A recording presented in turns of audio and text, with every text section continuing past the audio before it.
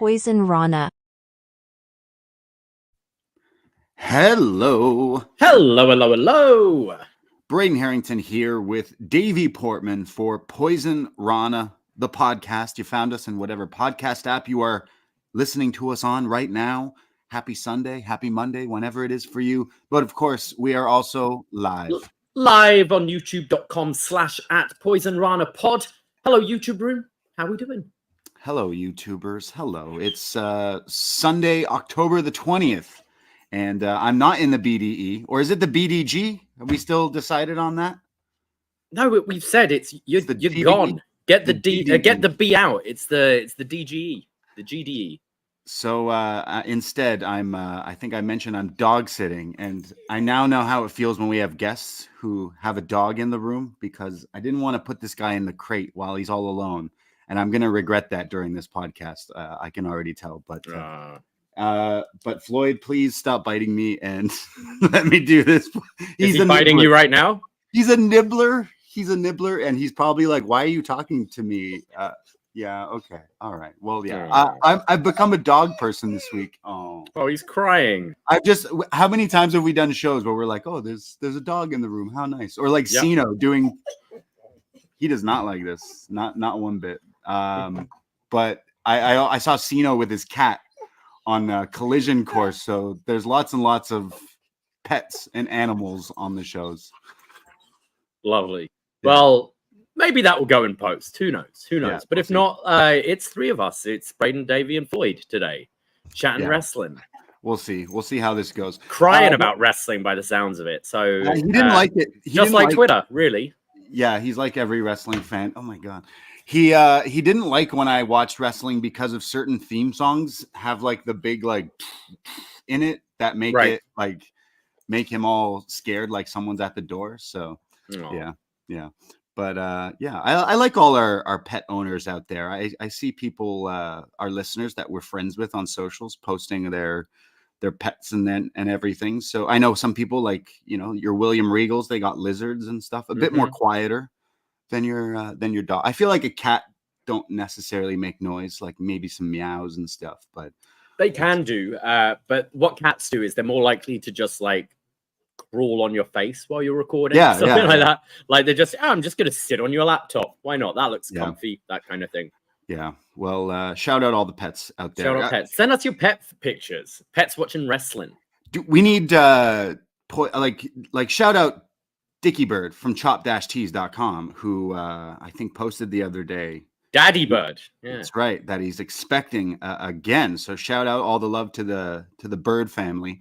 But he posted like almost like a render of a Chopt-tees baby merch. We need pet merch as well. Like like what would he dog jacket? Little hats for cats. Ooh, yeah. Do cats wear hat? The cat in the hat.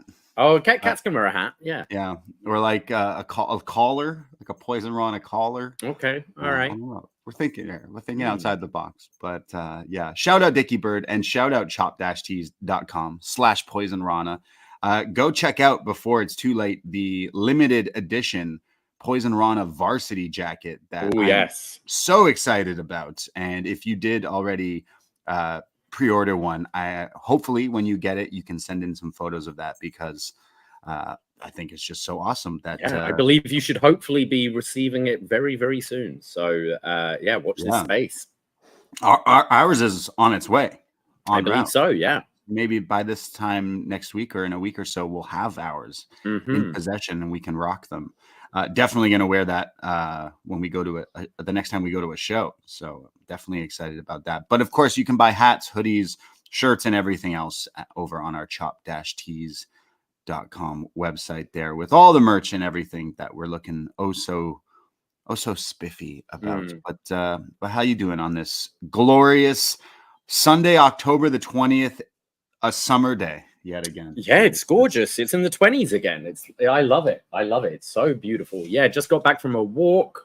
Got the roast on the go for tonight.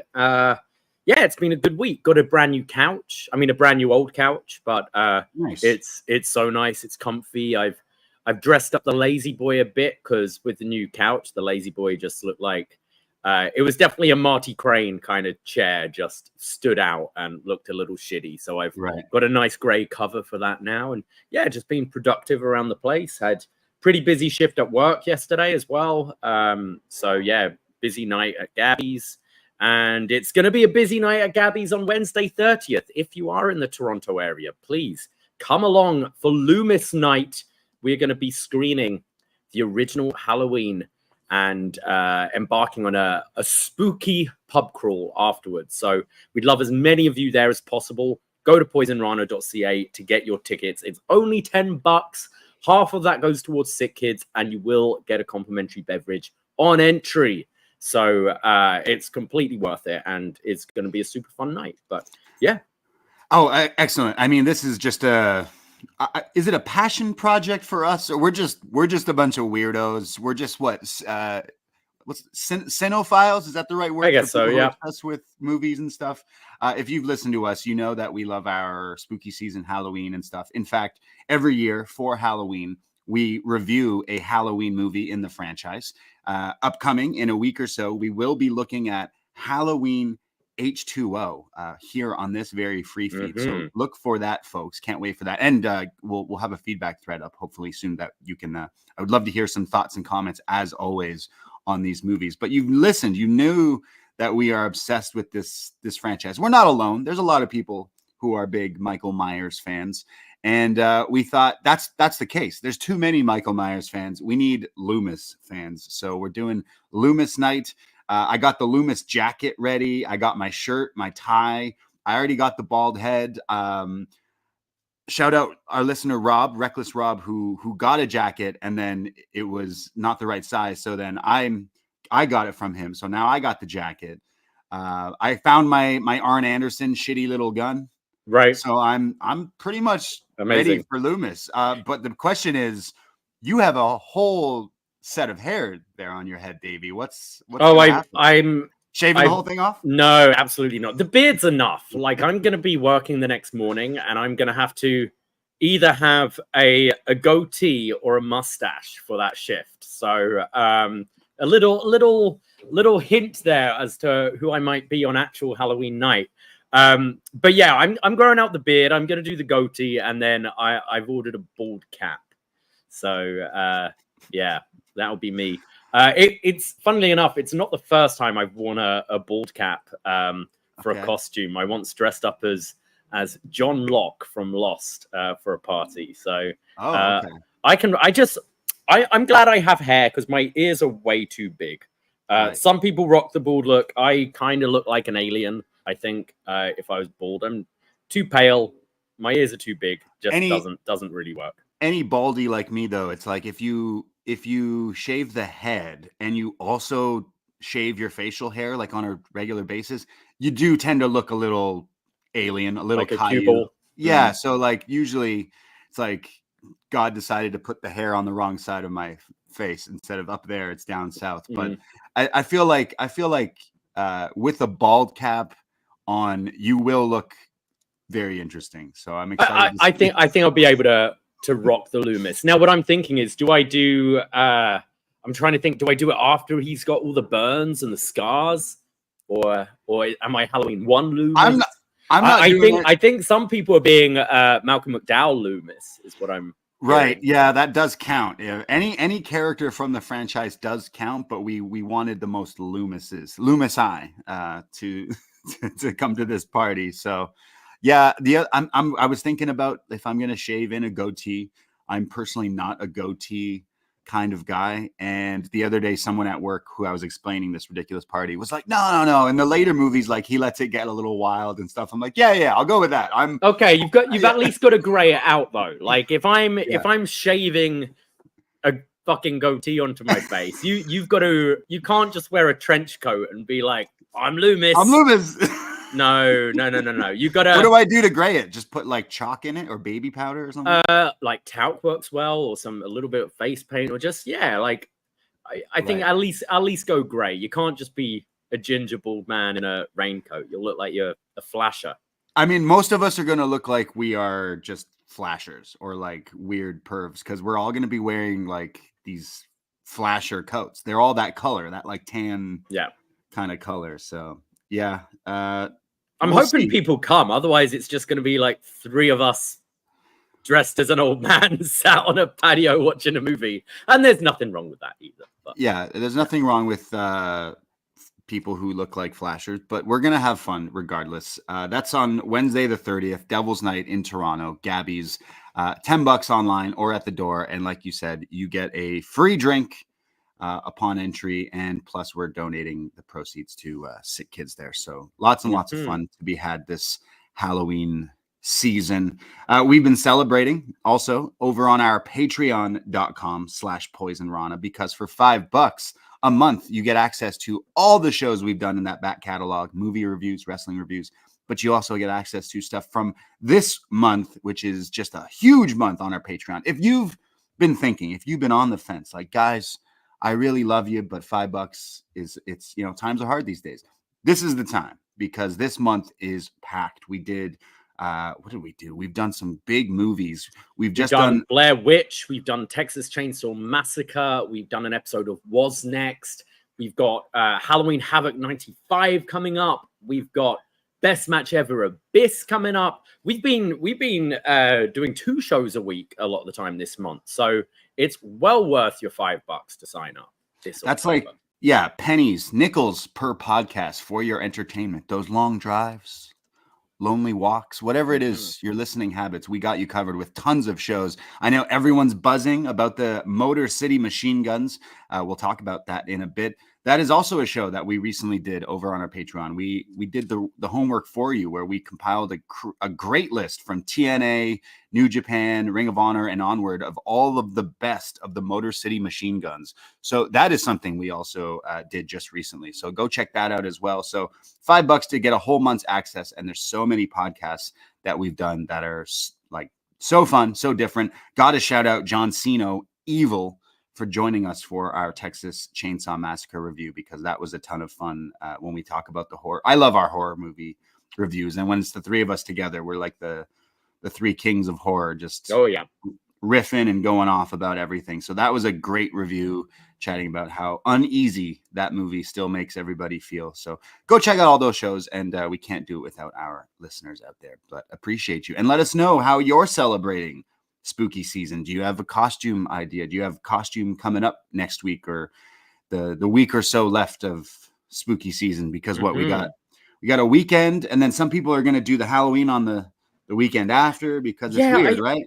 I find it strange. A lot of people are doing this Saturday, which for me feels way too early. Like Thursday is kind of the unofficial start of the weekend anyway, when Halloween is. So I figured Thursday, Friday, Saturday would make more sense, but a lot of people doing it early. Yeah, like I'm doing the 26th, which is this this upcoming Saturday. And it's like, I noticed that some people are doing the weekend after. And it's like, I guess because it's like you're supposed to do it before or after, it's too late, it's already passed. But the 1st of November also isn't bad. But yeah, no matter what day you're celebrating or partying, you got your other costumes already?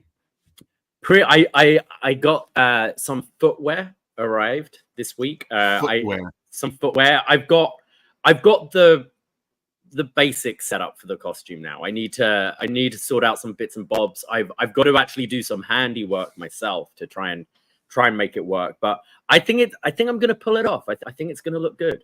I'm excited. Because for us, it's like we got our Lumis Night. So that's a costume right there. You're dressing up as Lumis. We're dressing up as Lumis. Then we got our, then you got a work. You're working next week, and I assume you're going to dress up like an old. Yeah, I'll have to dress up on Saturday. 2 costumes. I don't know what I'm going to do. Like, I do have a cool Deadpool costume, but it's like a onesie. So the gloves are like really difficult to like grip glassware and stuff like that. The gloves are attached? The gloves are attached. Ooh. So that makes it quite difficult.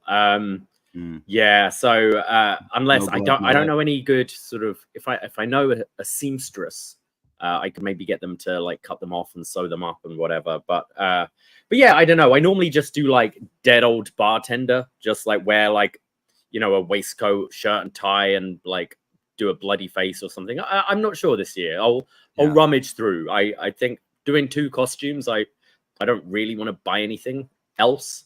Like if I can reuse, that'll be good for me. Yeah, I'm in the same boat because it's like we try to do too many a year. Like one costume is hard enough for some people, but we're doing Lumis. We're doing probably a wrestling related thing, and then probably a going out thing. Like again, I'm going out on Saturday, and I'm like, oh, I don't even have. I was lazy the last 2 years. I just did the same costume, but I can't do it again. So I'm like, oh man. And then on top of that, friends of ours are also like, okay, we're gonna join you this night. I got my costume, blah blah blah, and all these people are like, I'm doing this, and I'm just like, oh no. Now that I really have like less than a week to, I can't just not show up in a costume. But do we know what we're doing yet for the Thursday? I don't know. Just getting lit. We could. I'm kind of curious by that Hell Bar on Queen. You know, that's normally Off-World. I saw they're doing something. There's a few. Fun. There's like a Ouija board, a haunted mansion thing. There's there's all sorts of the freaks come out at night for Halloween week. I'm sure we'll find something to do. But yeah, I'm stressing now. This is the latest I've waited to get my costumes. Right. In fact, I don't even have ideas for stuff yet. So I'm like a little nervous, but we'll see. I'll just wear a onesie. That's the cheating. We'll make it work.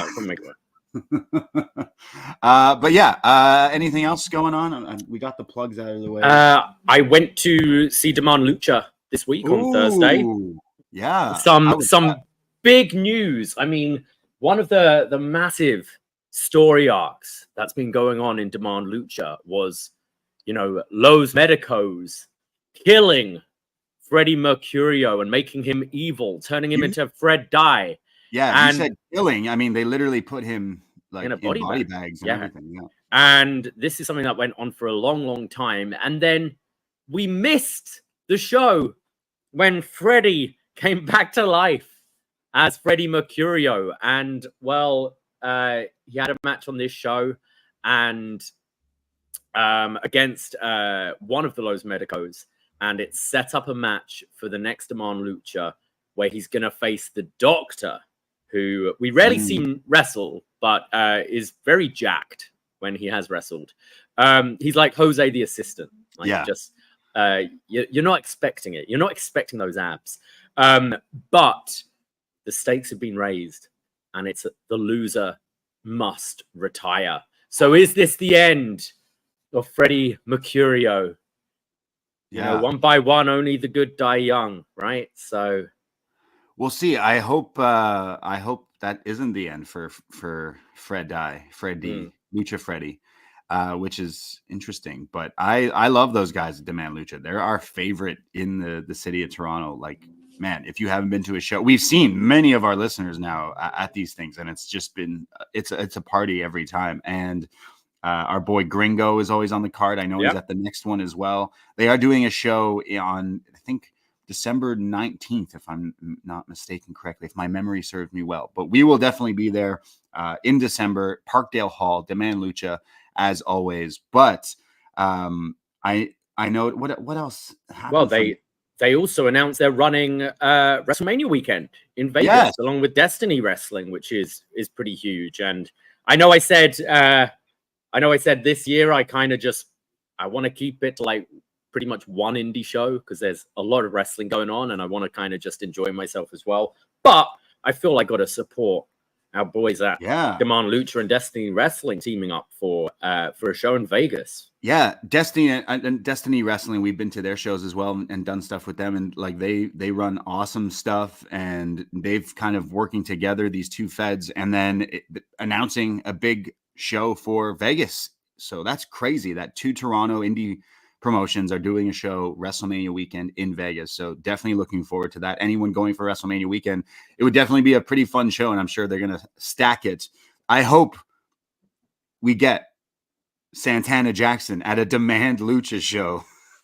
I mean, Freddie Mercurio can't retire yet because he's got a face. Freddie Mercury impersonator against a Michael Jackson impersonator. Come on.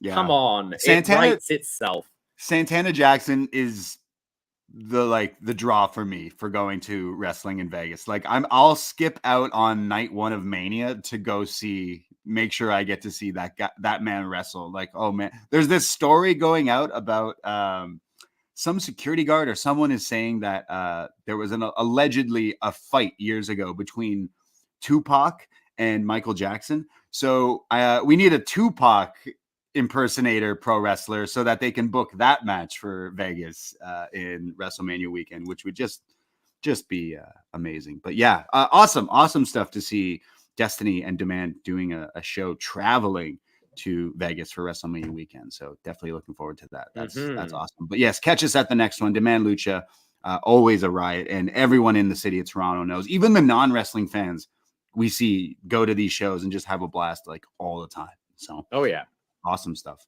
What else happened on the show that was good? Did the Stallion Kid wrestle? I missed Stallion Kid faced Jody Threat, and I believe Jody won. I'm trying to remember. Lince Dorado retained the Demand Lucha Championship, and we had the tag champions from Destiny Wrestling confront like the Demand Lucha champions as well. Nice. But it was good stuff. Always a good time.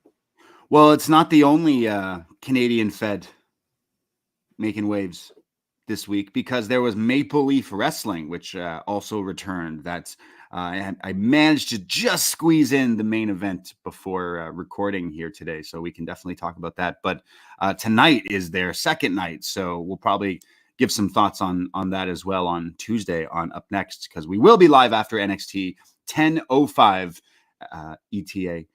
Around there, I guess, for Up Next on Tuesday, right after NXT on the Post Wrestling YouTube. So catch us there as we chat all about some NXT as we go into Halloween Havoc, which is next Sunday. So a little housekeeping. We won't be going live next Sunday afternoon, but we will be going live right after Halloween Havoc over on the Post Wrestling YouTube as well. So again, hit that subscribe over here and check out all the NXT stuff. But where do you want to start today with our non-NXT wrestling chat? Well, as you mentioned NXT, maybe we could start with it looking like they're running the 2300 arena, the ECW arena, for the head-to-head show against AEW on the day after the election. So I can definitely see there being some sort of ECW themed show. I don't think we have Extreme Rules on the main roster anymore, do we? I think that show's been retired. So maybe NXT Extreme Rules on the Wednesday at the ECW arena could be a good thing. And I think that's a great building to run. And like we've been saying, they should definitely try to run more of these like more intimate buildings. I think the one they did recently, what was it, Chesterfield? I thought that arena looked great for NXT. And yeah, so hitting the road again by the looks of it. And I think that sounds pretty cool. Yeah. Okay. So if this is happening, if NXT in the ECW arena is happening, there's one match that we need. Javon Evans versus Rob Van Dam. Like he's even talked about him in his promos, right? Like then you have RVD backstage with Kalani. Yeah, I was going to say that, or you could do mixed tag like Kalani and RVD against, I don't know, who would be another good person, ECW person to partner one of the women? Ooh, yeah, true. I don't know, Sandman. Just to show Sandman up. And Cora Jade, don't they both carry a kendo stick? Yeah, there you go. Yeah, there you are. Awesome. Yeah, exactly. Yeah.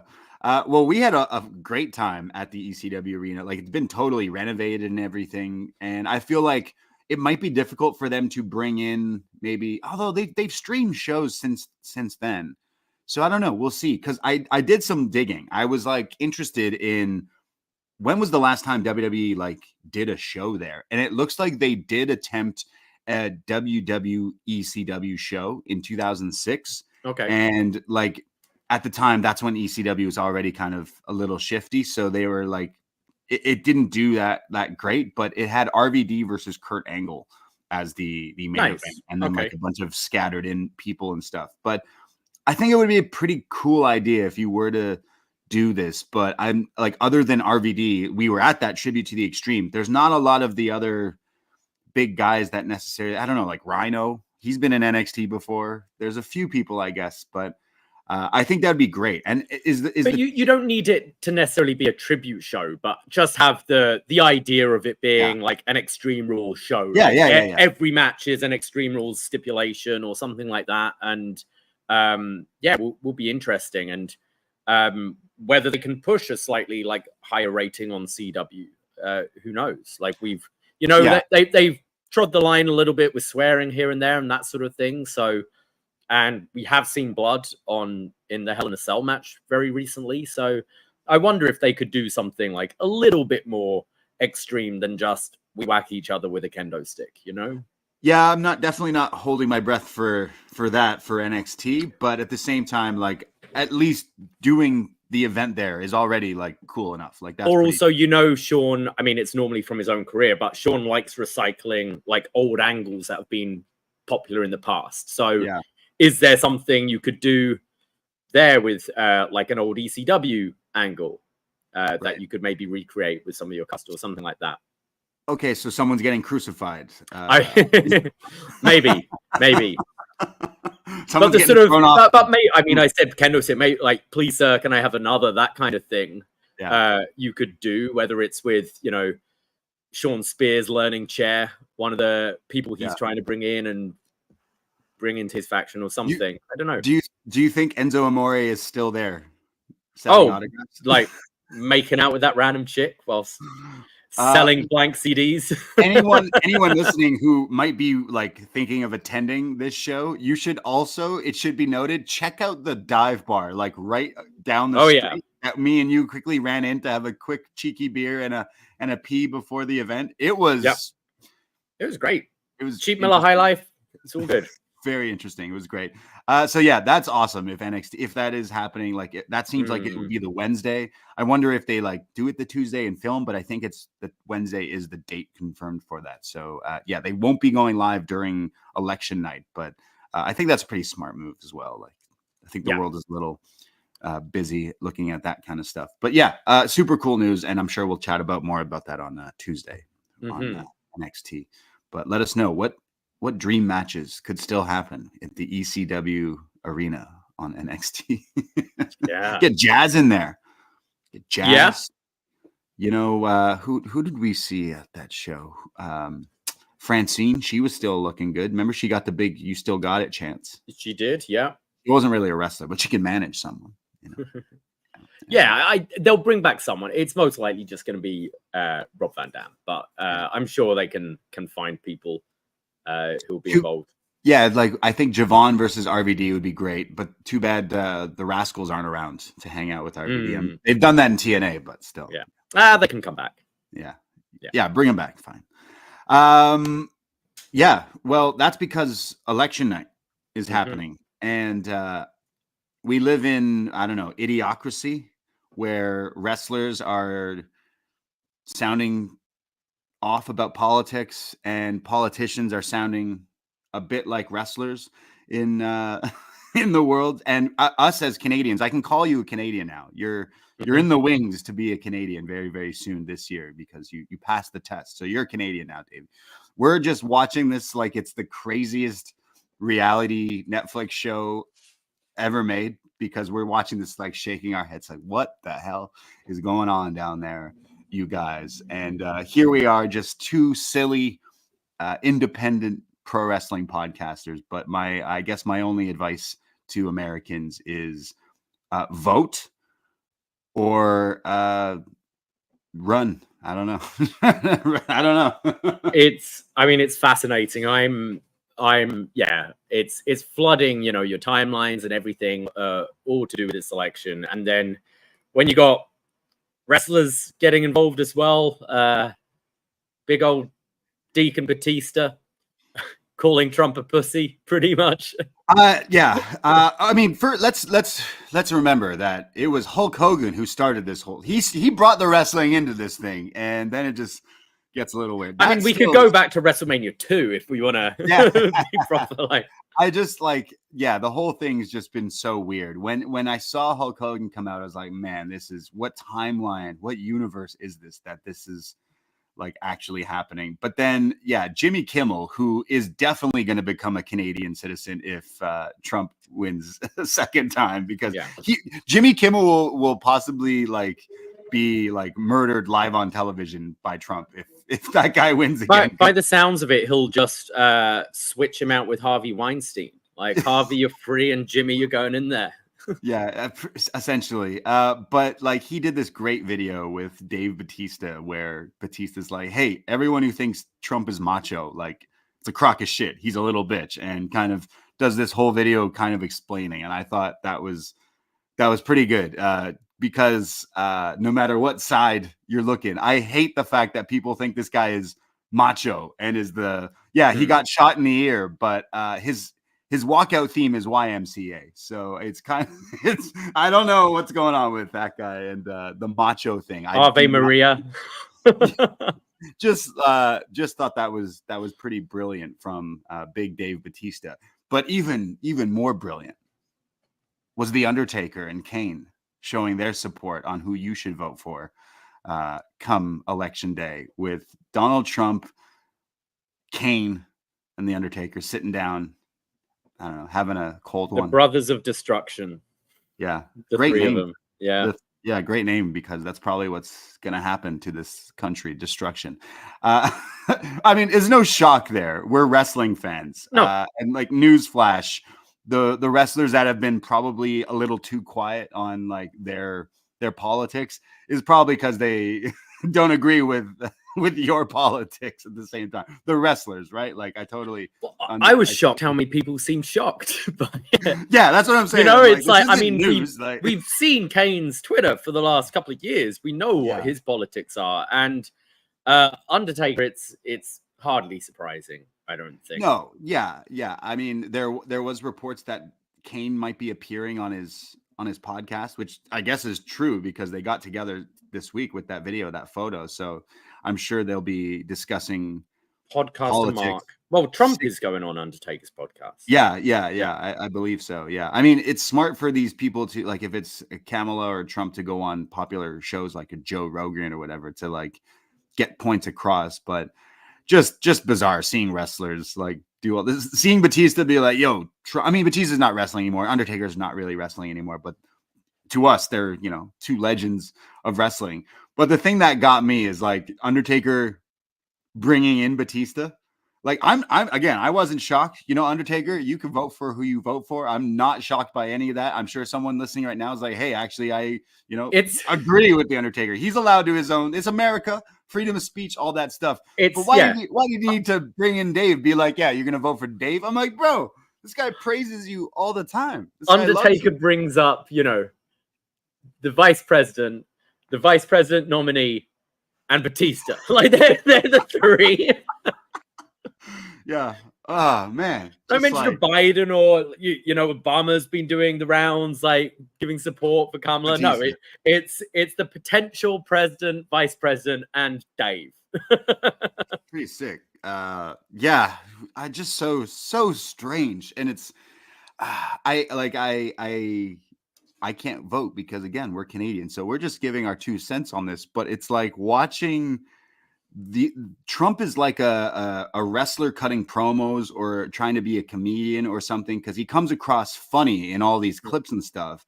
And like, that's definitely what people remember is like, oh, if we don't vote for this guy, we're not going to have these great, comedy nuggets for the next 4 years. It's like, oh, this guy will not go away, voted in or voted out. Like, we will still see this guy for the next little while, no matter what, I'm sure. But that seems to be a big thing where people are like, oh, I'm going to vote for this guy because he's a dude and he's macho. So I love the video with Batista and everything, but I feel like Kamala has been brought down to his level, because now she's like got to resort to shots and stuff. But it's like, that's what, if you watch like what old politics and like things like that, like this is not normal. So it's just weird, because there's a shift in like, it's all wrestling. It's all relative to wrestling now, because you have to cut promos on all this stuff. It's just, I mean, I just feel like funny.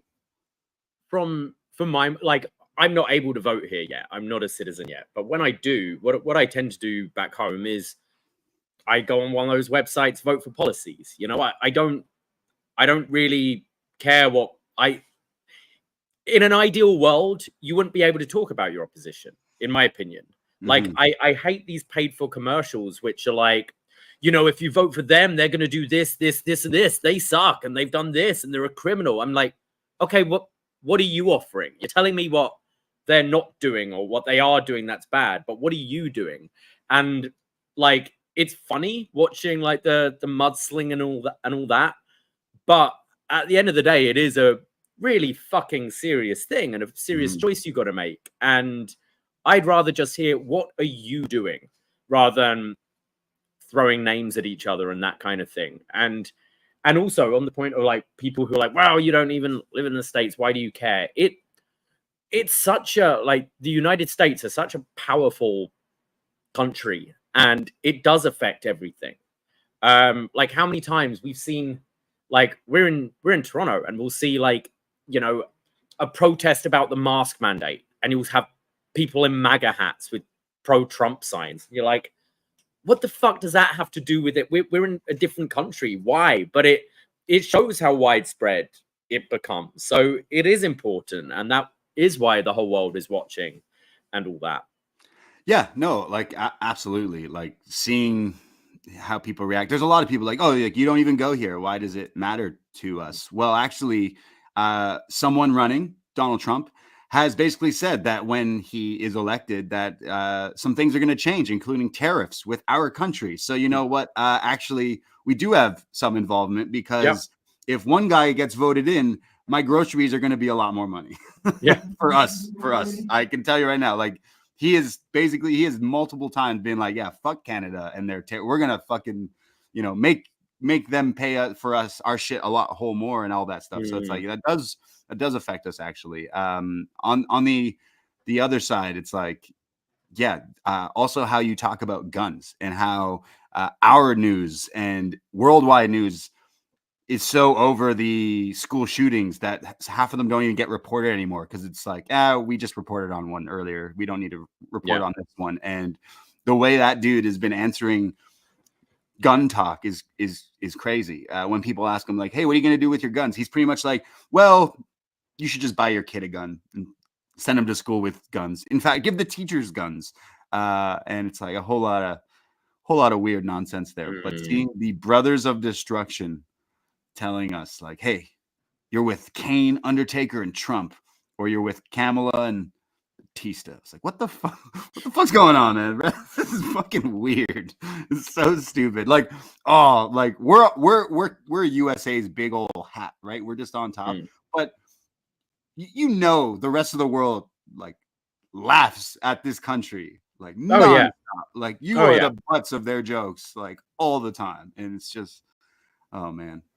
Anyways, I love my wrestling, though, but when it mixes with politics, who's next to come into we got like 2 weeks or whatever. Who's the next big wrestler to come out? I think The Rock has said he's Harris, if I'm not mistaken. So, like, that's a big one, I guess. But The Rock didn't seem to mention him. He's just mad at Batista. So what? Rock and Dave against Brothers of Destruction at Mania? Yeah. Hollywood versus the Brothers of Destruction. We'll see who wins.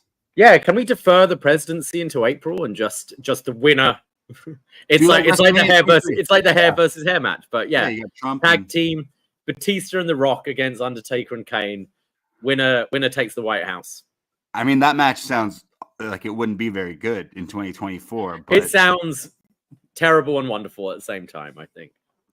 Like the last time we saw the Brothers of Destruction wrestle, I love that match. Yeah, we've watched that match way too many times. We need to do a best match ever Saudi shit shows, I think, at some point. You know, Goldberg Undertaker is beautiful. That's a beautiful match. Undertaker. I mean, Batista's last match.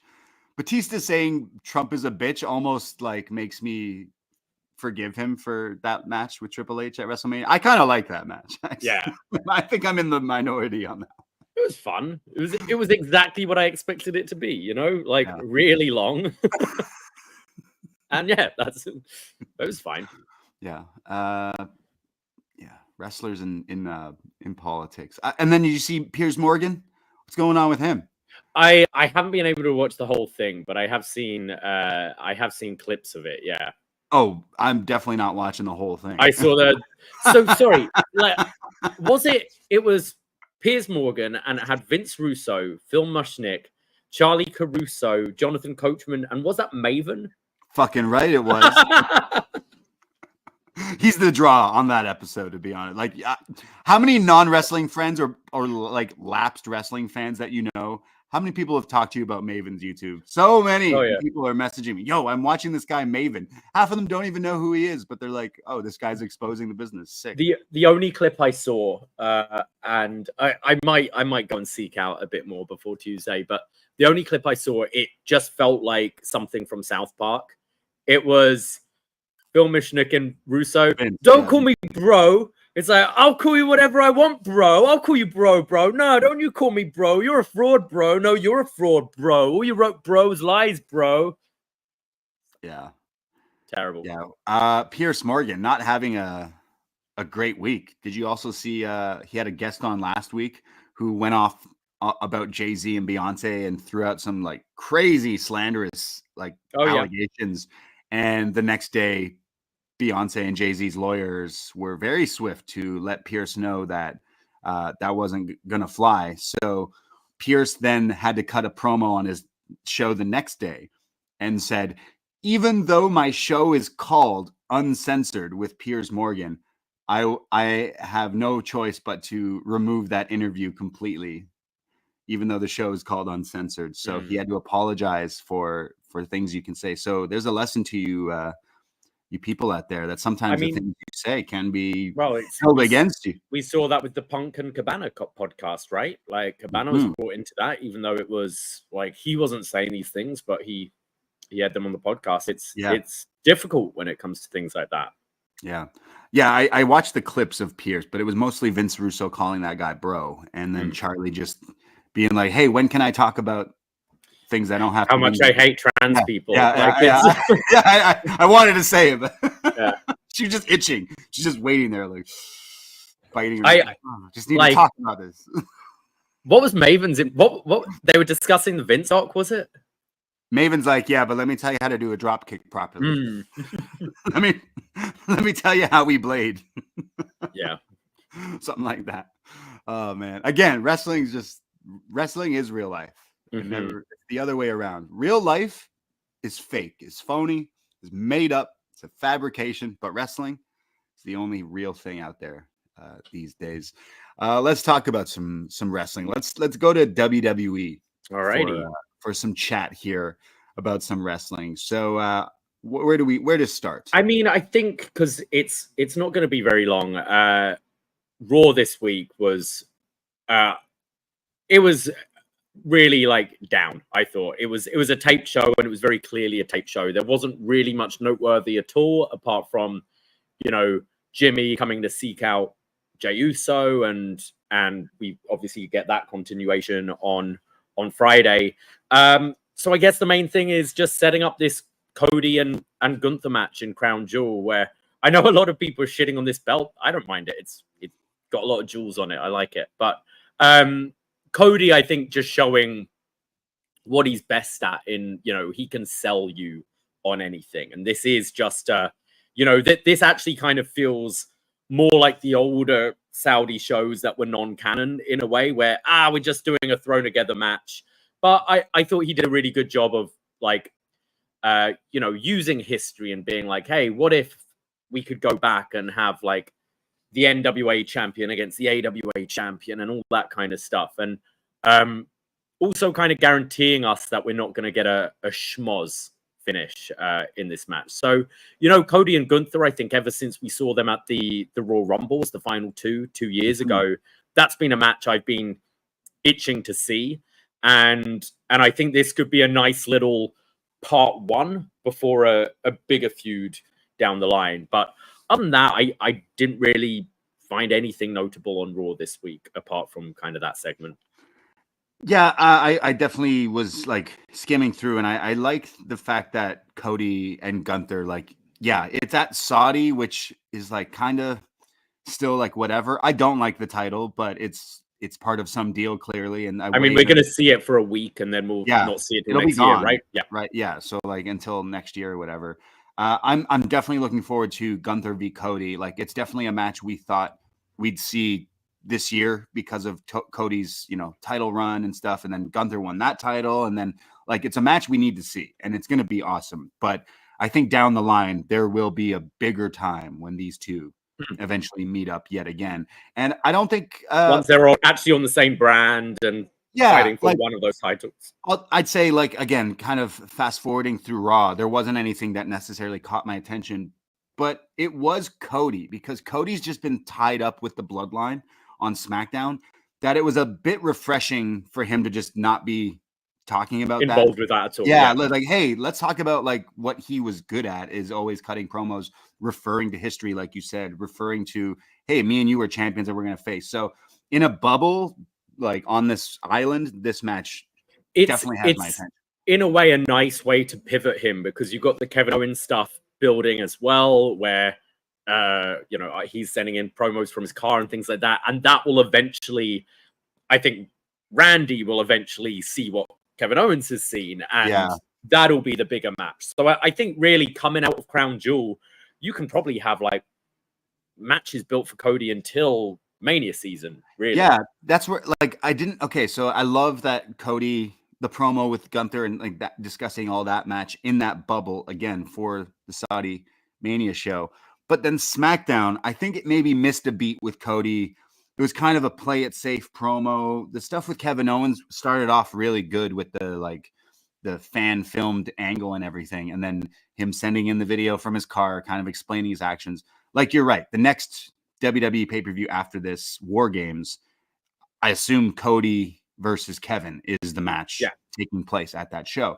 Now, the next question after that is like the Rumble, the Randy match, or is WrestleMania Cody versus Randy? Like, is that way too down the line? That's maybe it's weird, isn't it? Because I think you don't want Randy to be a stopgap feud. Like he feels like a SummerSlam feud, like a big thing where you could potentially buy Randy winning the title off of Cody down the line. But you've just got that small window of time between Rumble and Mania, and I know this year they just had the one show, didn't they? It was just like Rumble, Elimination Chamber, and then Mania. I assume they're doing the same this year as well. But you also have Saturday night's main event. You also have the Netflix debut on Raw, which I think will be treated like a pay-per-view level event as well. So there are points, but whether it's going to feel too rushed to have a Randy feud, I could see Randy Cody at the Rumble. I think that I think so. That's likely, and then maybe a second match at Elimination Chamber or something like that, and then you can pivot to whichever way they're both going, whether it's Randy and Cena at Mania or Rock and Cody, that kind of thing. Mania time. Like, to be honest, it's great. Like, Randy Orton seems just like in a completely better place. Like, watching him, he looks like he's enjoying it. He loves the business and all that kind of stuff. Family man Randy seems like a good guy. But I'm bored with his matches. So him versus Cody is a big match WWE needs to do. And I think that will attract a lot of people. For me personally, it doesn't necessarily move the needle, but I do agree that like you should do this match. It's one of the things where I'm looking forward to the TV for that more so than the match. Yeah. You know what I mean? I agree with you about Randy's wrestling. I think I enjoy at the moment. I enjoy watching him seeming to have fun, especially someone who for years was just coasting, and before that was having the attitude problems and stuff like that. I enjoy kind of the character of fun old man Randy. I agree when it comes to wrestling, it's still very methodical and pacing and by the numbers. But I think TV-wise, I think you could get some really real money segments between the two of them. Yeah, so like if we do Randy v. Cody at War Games, Cody versus Randy at WrestleMania, and then at the Royal Rumble, and then you go into Mania, whether we're doing Rock versus Cody or Rock v. Roman or a triple threat match or something. I'm not really sure where we're going with that, but I think they'll be just like last year. The road to WrestleMania will be like massive. The way they did it last year was possibly one of the best ever roads. Yeah. Like the way they built the story with The Rock and Cody and Roman and everything. I think they'll do and again, the fact you've got the Netflix is January. So the beginning of this whole Netflix era is going to be Mania season, which is just perfect timing. Yeah. The Rock needs to promote Moana too. So it's going to be go for hey, that's going to be Disney Plus. I don't know how much promotion he can do for that. Is it Disney? It's got to be in theaters. Well, be in theaters and then Disney. Yeah. He's doing Moana 2 and then live action Moana as well. So yeah, good. That's right. And then that crazy Disney deal. So where are we gonna get? I never watched his. What's that movie with The Rock? What's that movie with Dwayne Johnson where he's wearing like a tan safari looking shirt? You know that one? What's that? All of them. Yeah. Oh, right. That's right. Yeah, all of them.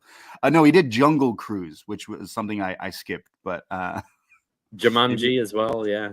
Yeah. Now, the OG Jumanji is good, but I didn't. It's fantastic. Like The Rock. I didn't rewatch the new one. No, I didn't watch the new one first. I actually recently did. We got it at work, and I was like, it was okay. I didn't like it.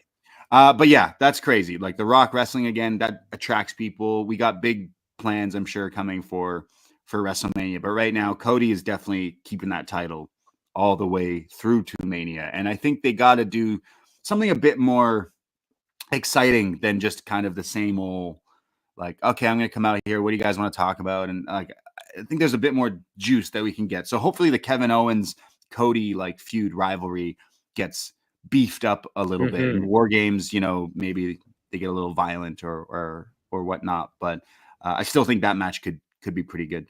I'm trying to think of what else should be on War Games. Gunther versus Goldberg. I guess, yeah, potentially. Goldberg needs to come out and be like, look, the last time I wrestled at Survivor Series in Canada, I won in about a minute. So Gunther, I'm going to do that to you. I feel that's something you should do on TV. I think you should do that on the Saturday night's main event show. I think that could work because I think Goldberg you're not necessarily going to get people signing up for Peacock to watch, like Laps fans wise, but you could see the commercials. Oh, on TV this weekend. What is it? NBC? Is it?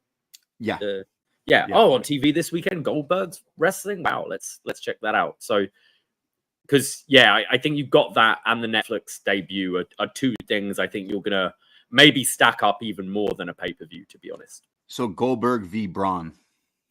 That's got to happen. That's got to happen down the line. Like if we're getting Goldberg v. Gunther, we're 100% getting Goldberg v. Braun Breaker. And then that's how you bring in Gage. Yeah. And then just Star is born from there. But yeah, I'm trying to think of other stuff that happened on SmackDown. Well, I think the development of the whole Bloodline story with it felt like we were missing something because on Monday, like Jey didn't want anything to do with Jimmy, and then come SmackDown, he seemed like somewhat cool with Jimmy. But I did like that aside. I love the interaction with Roman being like, "I'm proud of you," seeing him with the title and that kind of thing. I do see him dropping it back to Breaker when they have their rematch. I can see Jacob Fatu getting involved with that. Yeah. But yeah, I loved all that. I loved the interaction with Jey and Solo, where he basically paints Jacob Fatu as the member of the family that everyone's kind of cut out of their lives because he's too wild and dangerous. He's like, you brought him in, you brought Jacob in, and yeah, I could see a Jey and Jacob feud down the line as well. But I think they're putting the pieces back together in quite a nice pace to peak at Survivor Series, and you're going to get the beat down, and eventually, Roman helps Jey or vice versa. Hopefully, we can get Sammy involved. I thought Solo really stepped up on the mic this week. His wrestling, like we've seen it. He's kind of been exposed at this point, I think, and I don't think capable of being that main event heel character. But I enjoyed the promos between the Bloodline, a whole story that, has been, it goes in waves, right? It has its real hot moments, and then it feels like they're they're coasting and getting a bit repetitive. And I thought this week with the build to the Bloodline v Bloodline and seeing the pieces starting to fall back together, it had my interest. Yeah, it's very Bloodline Wolfpack here. Yeah. The Bloodline different eras. Like it's still very popular. So I can't say like, hey, they need to move on from this, because no, there's like more levels to this thing.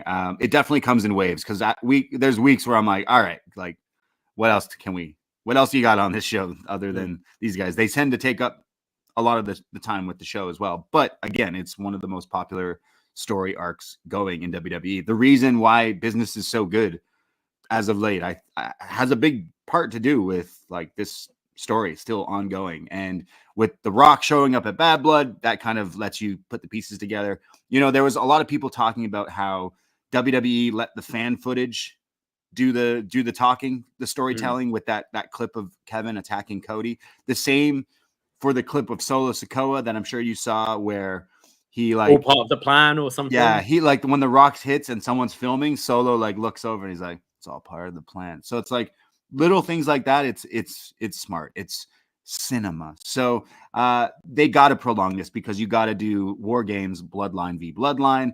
I bet you put Sami Zayn in there just because he's their dog. And then The Rock is like the final boss, the final entrant in that match, and you know, probably either pins Roman to set up that match for WrestleMania or whatever. Because I don't see Cody being involved in that match anymore, considering the and I don't want him to be. He needs to move on and do his other stuff. Yeah. Chris in the chat saying it's funny how everyone was raving over Solo in NXT, how the mighty fall. I think because in NXT we saw he was brand new to this and green, but showed potential. Like I think he was putting on for his level good matches, but thing is he's now, I don't think in ring wise he's progressed at all. No. And he's been put in this huge position where he has under-delivered in ring for me. And Jacob Fatu, he's got that like, dare I say, Jacob Fatu's got that dog in him. You know, he looks he oozes charisma, yeah, right? like he looks like that. I feel if you didn't know anything about wrestling and you're just seeing that the new bloodline in the ring, you'd be like, who is that guy? Like he's the guy you point out, right? Like that guy looks interesting. What's going on there? Like again, Solo, he's got the great look. They all got the look down for sure, but Fatu's got like the look, the attitude, the something there, the uneasiness of like, yo, this guy looks like he lives this kind of gimmick. He's got this old school vibe, like I don't know, just like the rough around the edges kind of thing. And that's I like that in my wrestling. You know, I don't like my cookie cutter The Miz or like all these like normal era modern wrestling. Miz. Can you, I know, I'm sorry. He ever go a week without being shat on? He was the only he was the only one that came to mind. He's like, I didn't even do anything this week. I just think of like I'm using him as a scapegoat here, but like I'm thinking of like all the wrestlers in today's era where they're like happy to be there. They come out and like, I don't know, just seems like the PG era wrestlers. And then you see Jacob Fatu, and Jacob Fatu looks like he'd get in a bar fight and kill them. You know, like I miss that in my. That's how wrestlers used to get me. All those stories you used to hear about Haku, you could buy it being with this guy, right? Yeah. Like you can tell, oh, this guy ripped someone's eye out because he looked at him the wrong way. You know? Right. Okay. Perfect. Like when people are saying that about like Harley Race and all this shit, I'm like, yeah, you look at pictures of that dude, he looks a little fucking deranged, right? Like a little scary. Sure, nice looking kid or whatever, but today's wrestlers don't have that aura. Today's wrestlers are like, hey, follow me on Twitch as I play Last of Us or something. Whereas Jacob Fatu looks like he would literally rip someone's eye out. And I'm just saying, I miss that in wrestling. So I think that's why it's working for him. And, you know, hopefully it works out for him and WWE. But so far, it is. So I think he is the guy to lead this new bloodline in the short amount of time he's been on like the main roster. And we haven't got someone pushed, like Solo got a quick push in the last year or two since being on main roster. But we joke about Obafemi in NXT. Like if he were to be brought on main roster, do you just, you know, try to push this guy, right? Like the Brock push, essentially. Like someone's got to get that. We're in this era where eventually someone's got to get that slot eventually. I think there are characters who benefit from the slow build. Often you're like babyface underdogs. You know, it's going to take. It took years for Sami Zayn to reach that position, and he's still not been a world champion yet. But you can't just. I find just pushing a babyface to the moon right away often leads to rejection. Yeah. Someone like an Obafemi, someone who can be a monster heel, who is just, you know, passes that airport test, but is quite exciting to watch in ring, is absolutely the person you'd go with for that kind of push. Well, you're talking about a long-term storytelling and taking a long time to get to the spot you're at. And that's also what happened on SmackDown as the Motor City Machine Guns made their debut backstage with Nick Aldis. And then they come out for their match. And you hear that? Yeah, that's what the crowd did when they came out. Maybe it was that awful music that from Def Rebel, I'm assuming, which did the trick. You know, hey, what are your guys' names? The Motor City Machine Guns. Okay, bet. Let's add rat-a-tat-tat and gun noises in the theme to kick things off. Not the first step I thought we'd get from seeing the Machine Guns in a major promotion. I have followed these guys for, you know, probably 20 years at this point, being a fan, and I'm so happy. And no one else deserves the bag more than the Machine Guns. They have influenced your favorite wrestlers today, 100%. And you could see across social media, all the pro wrestlers giving the flowers, whether they're in WWE, AEW, whatever companies, indie wrestlers, they were all giving the flowers to Machine Guns. Like, yes, make that money because you deserve these flowers. So that was really nice to see. I just thought when it was all said and done, they didn't make them feel like the Machine Gun debut that maybe we were all hoping for. And maybe it showed that there are WWE fans right now who, in fact, do not know who these people are.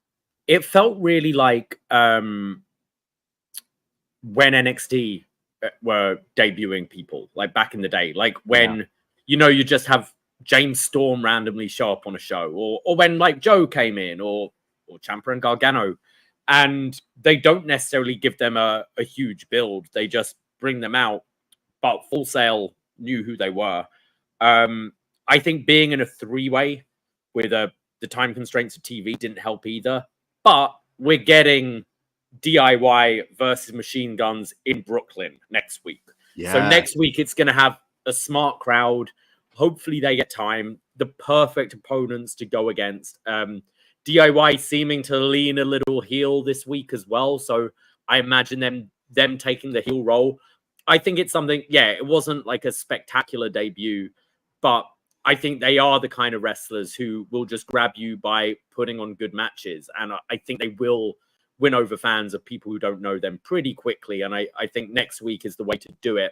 But if you were to go straight to DIY Machine Guns 1 week, it might just be like, wait, they're getting a title shot straight away, like this number one contenders match. Like, what did they do to deserve that? So I guess doing the three-way to build to the number one contenders to that is the thing. I'm not worried about them. I'm not writing them off. I agree, it wasn't spectacular, and I think you could have done exactly the same debut on NXT, and the reaction would have been huge. Yeah. No, I'm not worried about them. Like, I think they'll eventually prove all the people who don't know them yet to say, hey, look, this is what we do. Like, having them versus DIY next week should be the match that everyone goes, oh, wait a second. Like Gargano, people always compare him to Alex Shelley. Like, he does they do a lot of similar moves and high flying and all that kind of stuff, technical. So I am like, I'm definitely going to be watching that. We'll definitely chat about that next week. So I just am like, that's how, like, that's how you got brought in. It's like the first, when you think back to the first time you were on screen, you're just backstage with Nick Aldis right before your debut. It's like, really? You just, all right. Like the vignettes pretty much told us who they were anyways. Right. Yeah. Like, so it's not like it was the biggest surprise, but anyways, I hope we get some great tag matches from these two. I hope it really goes well and get the tag titles eventually, and help out a lot of younger talent is something that these two hopefully can do. Like I said, they've been a team or been wrestling for 20 plus years, and like they have a lot of knowledge that they can share with with some of these younger talents and stuff. And I'm hoping that we get a great run out of Machine Guns in WWE. It's just crazy. It's almost like, is this AI? Like, wow, I've been watching, shout out Paparazzi Productions and Hail Saban and all these things. I'm like, wow, they've made it to WWE. And, like, that's got to be a big deal for those guys. So we're pretty happy about them. As B Detroit in the chat, dropping a 313 for the Detroit. The Murder City Machine Guns there. I know he's hyped about that. Because plus, Detroit's a big wrestling city. We've traveled to Detroit. And like, that's something they could capitalize. I don't think they necessarily have big Detroit stars, but they go often. And you plug a big Detroit SmackDown or a big Raw or pay-per-view with those two, like, I think they'd help draw. I know Bound for Glory is... next week? Next week, I think. I think is going to that actually. So, like other matches we could get: Machine Guns versus Bloodline, Machine Guns, Judgment Day, or I'm trying to think of other tag teams right now. But I think they could help revitalize this division. Going absolutely. Forward.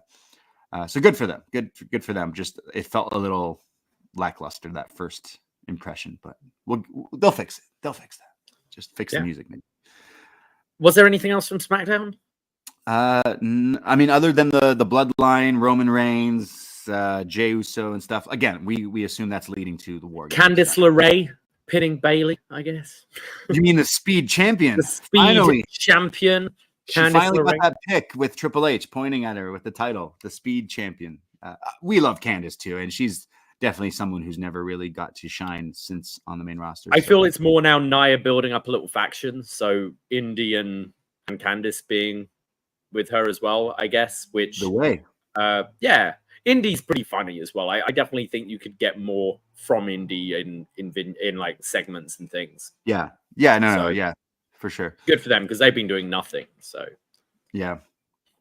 So that was all WWE right this week, I guess. Let's talk about some AEWs. Let's do it. Because I thought I was back in 2005 watching Raw because Christian was in the main event and Shelton Benjamin was also on the show. I think Chris Jericho was on the show too. Wow, it really was 2005 Monday Night Raw on Wednesday Night Dynamite this week. I'll start by talking about Shelton Benjamin because aging like fine wine, Shelton Benjamin. I've been a fan of Shelty since all the way back from 2005. He had a great year, 2005. Never forget, he pinned Triple H. But I thought he looked awesome in this match with Lio Rush, hitting all sorts of crazy looking moves, kind of reminding people like, hey, look, I used to be really good at this and I still am. So I thought that was a great first impression from Shelton, hitting all these great moves and hopefully setting up something with the Hurt Syndicate and all that. I love this. Like, this might be like one of my favorite performances from Shelton Benjamin outside a multi-man ladder match. Like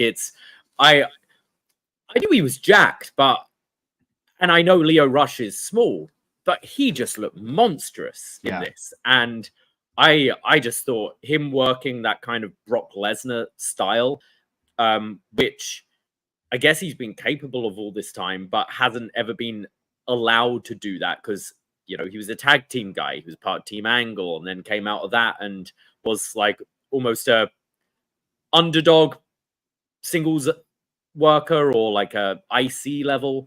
I thought he looked awesome here. I was really surprised, actually, how much I enjoyed this match. It was probably my highlight of the show. Yeah. Lio Rush looked great and was just... There were a couple of times in this match where I just thought he was dead, just killed by Shelton.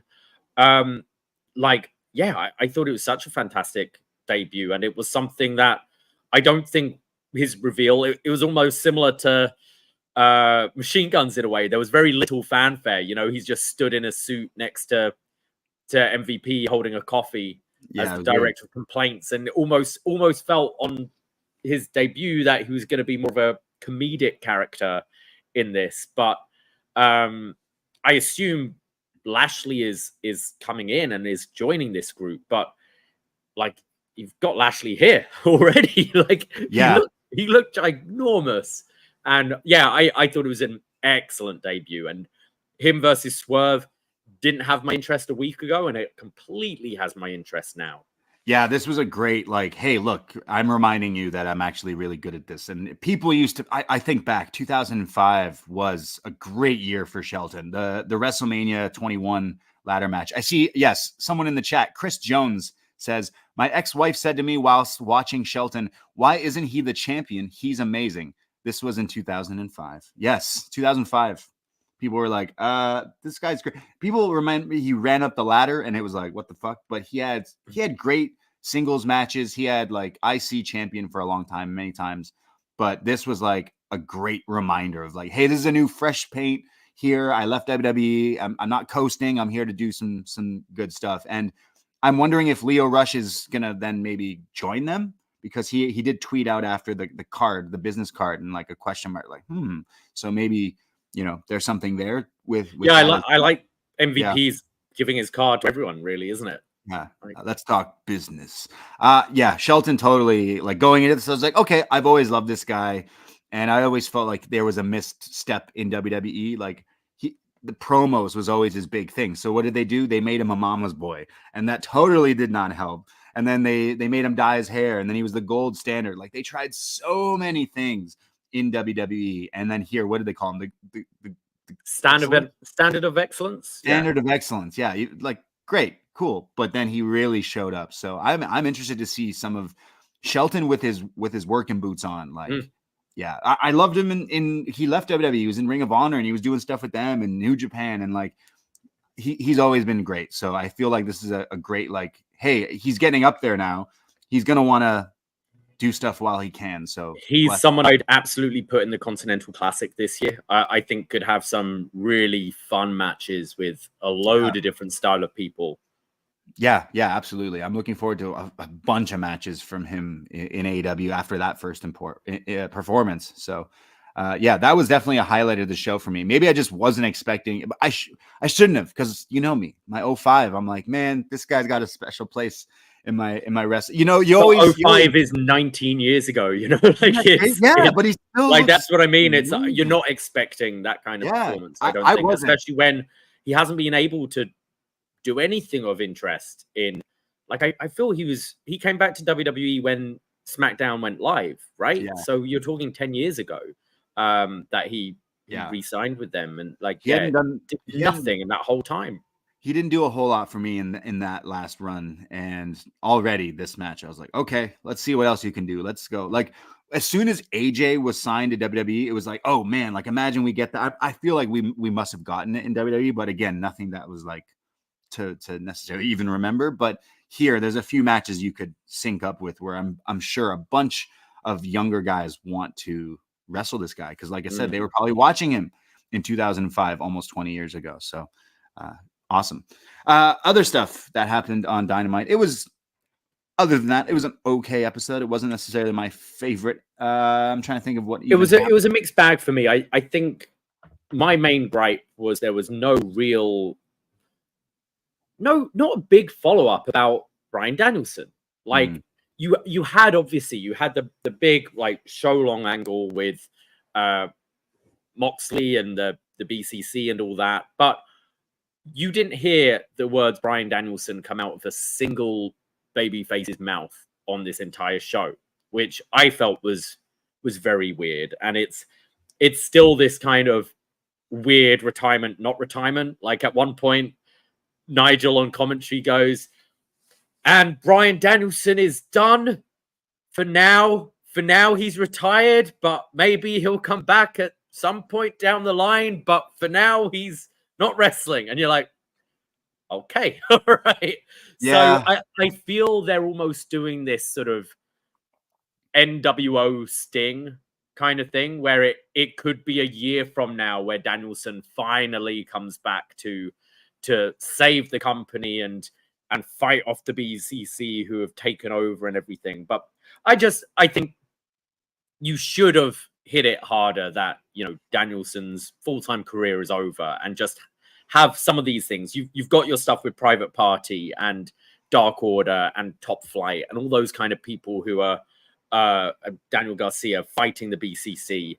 just like have some disgust that they took out Danielson. And I don't know reasons why he wasn't there, but I think Darby was big, like a big missing part of this week's show, considering he was one of the final shots. You know, it was him and Orange Cassidy looking like defeated, like, oh shit, what's happening? And I think it's like we've done this huge angle, and then it's Action Andretti fighting for AEW. Yeah, you're like, oh, okay. Like, I know you've got to run through your jobbers first, but you need to have this serious, like, the company has changed. They have killed our favorite wrestler, everyone we all looked up to and grew up aspiring to be. But it's like, all right, it's Action Andretti and Evil Uno fighting the good fight for us. Yeah. It reminded me, it's like, okay, like the WWF, WCW, ECW alliance. It's like, okay, Jon Moxley, big baddie now. I killed your champion. I killed our biggest star, the biggest babyface. He's done. He's retired. And the people who are mad is like, well, I'm an AEW original, so I need to defend AEW from this Jon Moxley. But it's Action Andretti and the Dark Order, who I was like, oh yeah, I remember those guys.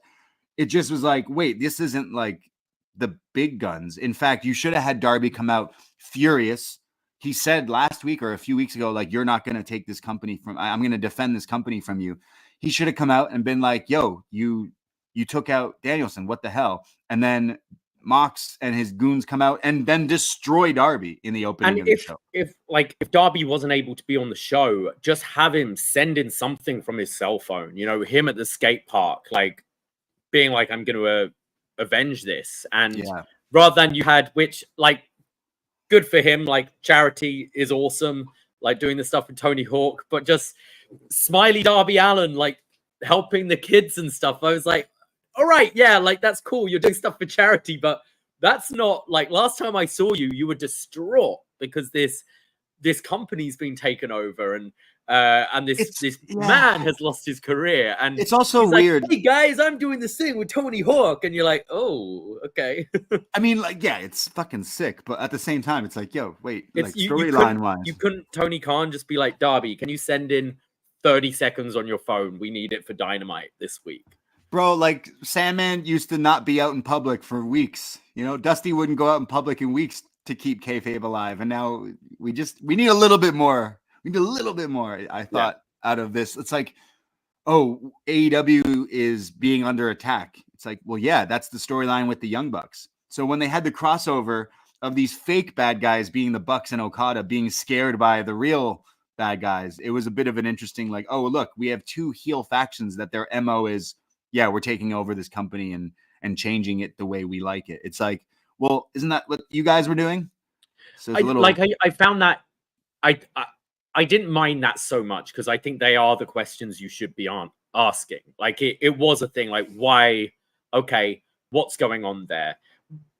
But it would make you to believe that, oh, the Elite are going to turn babyface to save the company, but then they're shooting angles with Kenny. You know, Jack Perry is calling out Kenny, so yeah, it's a little weird. You've got essentially 4 heel stables now with like the BCC, the Elite, the Hurt Syndicate. Yeah, who's our hero right now? And the Don Callis family, and they're all in these different kind of islands on their own. And this BCC thing should be just taking out everyone. Okay, I got the solution here. Kenny Omega comes back to take out the Elite. Kenny Omega comes back to take out Jon Moxley. Kenny Omega comes back to take out Takeshita. It seems like every person, like, he would tie into any. It's weird. Kenny Omega, please save us so much. We need you more than ever because you just said it. AEW doesn't have that hero because we just killed, like, you know, everyone's referring to the last pay-per-view as like the Empire Strikes Back because it just ended with our hero's gone. He's dipped in the carbonite. He's gone. I do think Bryan Danielson will end up back in WWE, but before that, I do think he will return to AEW. whether it's a year from now, 6 months or whatever. I'm assuming maybe he is going for that surgery and has signed some sort of deal, whether it's a handshake deal with TK or not, that he will return to AEW for one more match, a few more matches. Stuff with BCC doesn't seem like necessarily that was your definitive ending. And the fact that they're not bringing him up as much isn't a good sign, because that's usually something you do when you don't want to reference them anymore.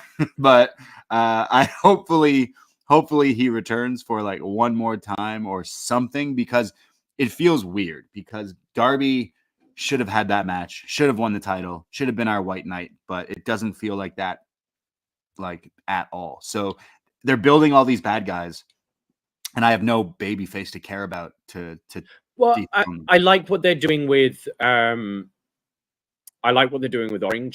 Obviously, Orange Cassidy is one of your top originals who can face. He's got a win over Moxley. Okay. And I like the stuff from was it Collision, where Private Party are trying to get Orange to step up, and he's like, "Oh, I'm not the leader kind of guy." So he's going to be this reluctant leader to lead the force, and that's going to be a slow burn with Orange. So I like that. So is that your full gear main event? Orange Cassidy and Jon Moxley?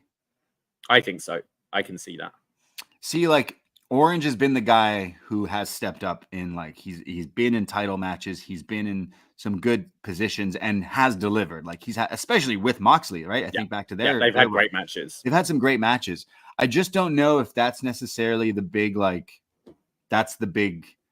I don't believe he's beating Jon Moxley, so they're gonna have that's always your issue with First Challenger as well, isn't it? You've got a 4-week turnaround really to set up something. Orange does make the most sense right away, but you know he's going to lose. Like, Mox isn't going to win this thing right away. And it's not even that, because you know what, they could try to make you really believe, like, hey, I've beaten you before, Mox, and I am gonna be the one. I am gonna be more serious.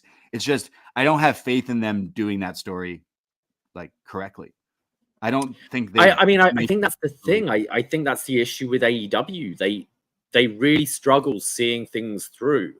So they've tried within the last year this, evil faction takes over the company, and they did a great angle with Tony Khan, and then it was redundant 2 weeks later, and now it's, well, okay, let's try it again, but with Moxley, and we're going to go less a comedic route and a more serious route. And I think Moxley's been sounding great. I think every promo he's cut as this character has worked. I do want a bit more from Pac and Claudio. I think Yuta's somewhat interesting, because he was the reluctant last person to join, and it was almost like, well, it's kill or be killed is what you get the sense of him.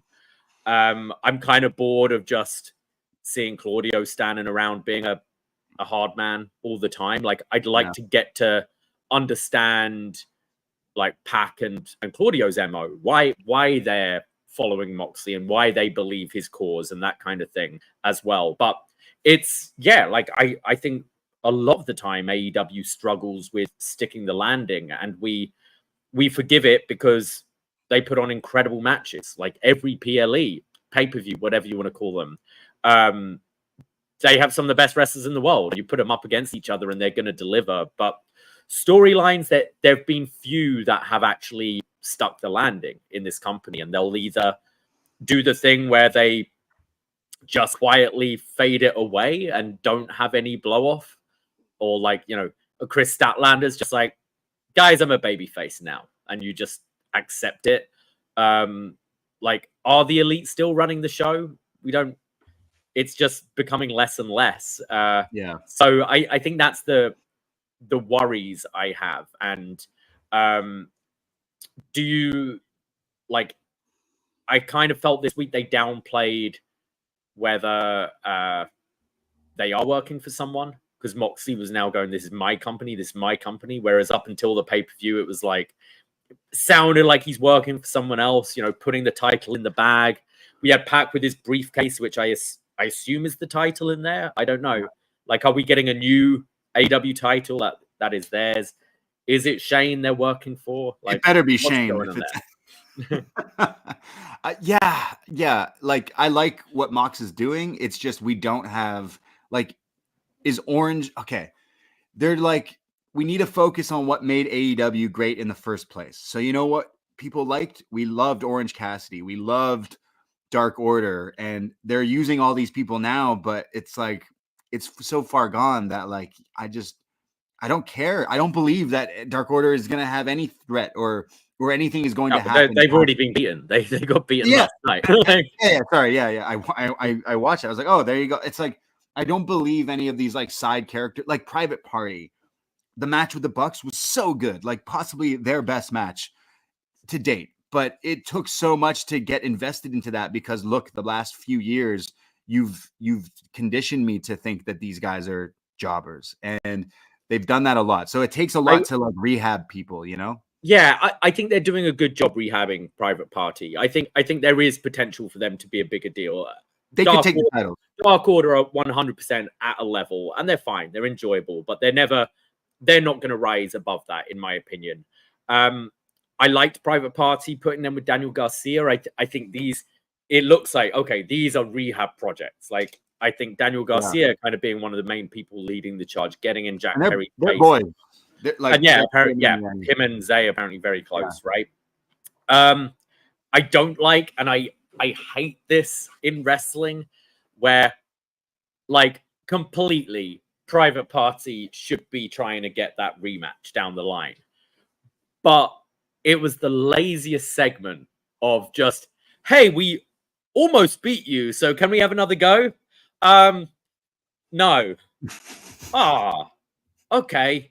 Well, that sucks. I better work harder. It's like, come up with something a bit more creative. Like, whether it's like, you know, what's more honorable, not being like, we almost won though. We almost won. It's just going like, hey, we had you, and you know we had you, and we're gonna work up, and we're gonna beat as many people as it takes until you have to face us again. That sounds a bit more badass than like, hey, can we have another go? Like, no. Yeah. No. I don't think, again, that match proved at the pay-per-view, like, hey, these guys are actually really good. And maybe there was a misstep in these last 5 years where we could have had these guys win the titles at some point. Maybe they could be the ones to take it from the Bucks. We could have segments where it's like, hey, we're Private Party, but maybe we need to cut back on the partying and focus going back. We're just private. Yeah, we can still be Private Party, and we do the shots after the match, but we focus, and like, I don't know, like a story where it's like they're really trying, and I think they could. After that match with the Bucks, they even had you convinced, and I know that they were two of your least favorite characters in this show. So like the fact that like match, I think, really proved them.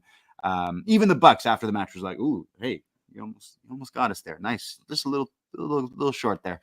But yeah, those are the rehab projects that like hopefully work, but it could take some time. And right now, I'm not sure. Like Orange versus Mox as the main event of the pay-per-view. It's like we've seen that open pay-per-views before, but it's a tough spot. We've seen it 3 times in the last year, year plus, right? So it's not necessarily it'll be, but you don't have the, and that's what I mean by like Islands. Swerve is nowhere near this story at the moment, right? So Swerve Mox down the line, that sounds huge. And that's something we could buy, like a few months down the line. I think we all see Swerve having another run with that title at some point. But he's doing MVP stuff right now. So, and therefore the two you got are really Orange and Darby. And Darby's going to climb Everest soon. So he's going to be gone. But both of those we've also seen the match before. So I can't think of many top baby faces that you've elevated to that position who's believable against Mox. And I think that's the issue with both companies right now. It's you can see what the destination for your big show down the line is, but we got to fill in the gaps and have these challenges. And a lot of the challenges we like, but we're not buying that title changing hands. So I'll say it again. Save us, Kenny Omega. You're our only hope. They did have an angle teasing Kenny Omega, but not teasing Kenny Omega in the way I wanted. Where Jack Perry, 20 feet of intestines? Oh boy. All over the cake, referring to the surgery that Kenny Omega had or something like that. I could be messing. I think they mentioned 20 feet. And then Jack Perry says that Kenny could die. He's like, yeah, you should have died or whatever, which I was like, that's weird. So if Kenny Omega returns to AEW, you're telling me that the big return match is against Jack Perry. Tony Khan, you've pushed me to my limit.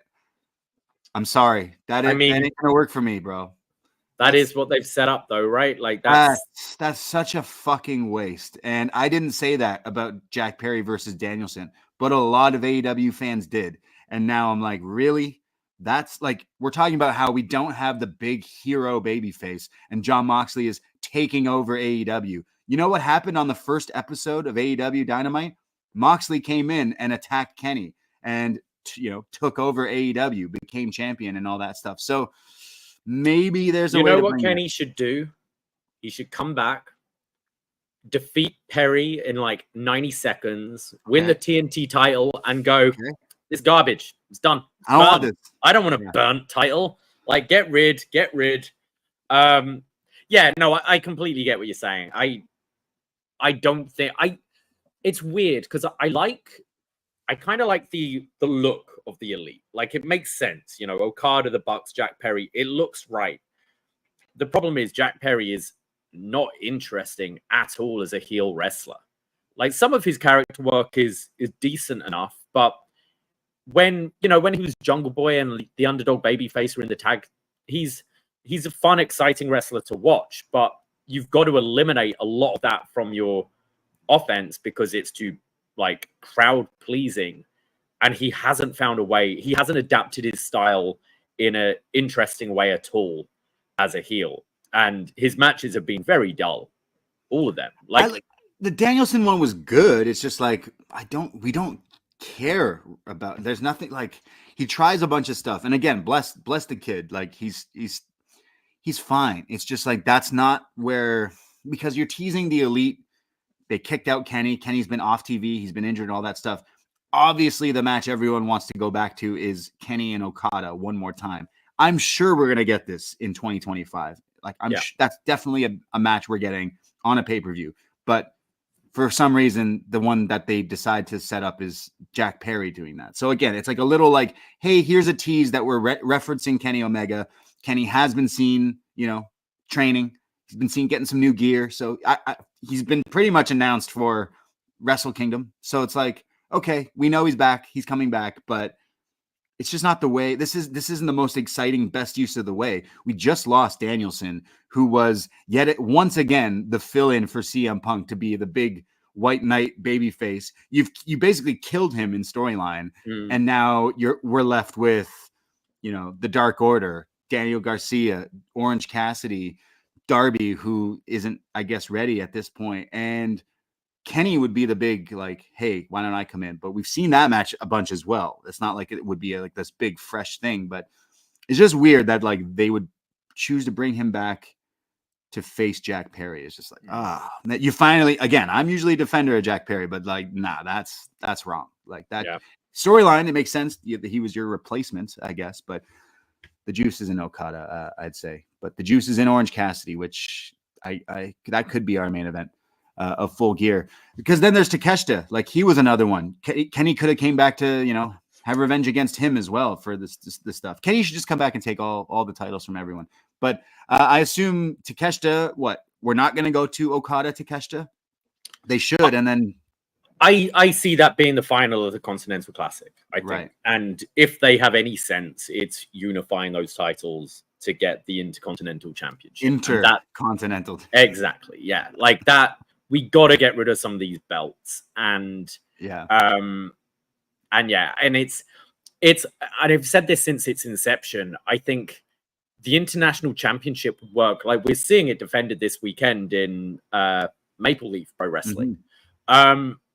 You should either, unify it with the Continental Championship or drop it at one of these shows. Have it travel. Have it going between all your promotions. Have someone from New Japan run it, and it's defended in New Japan for a couple of months.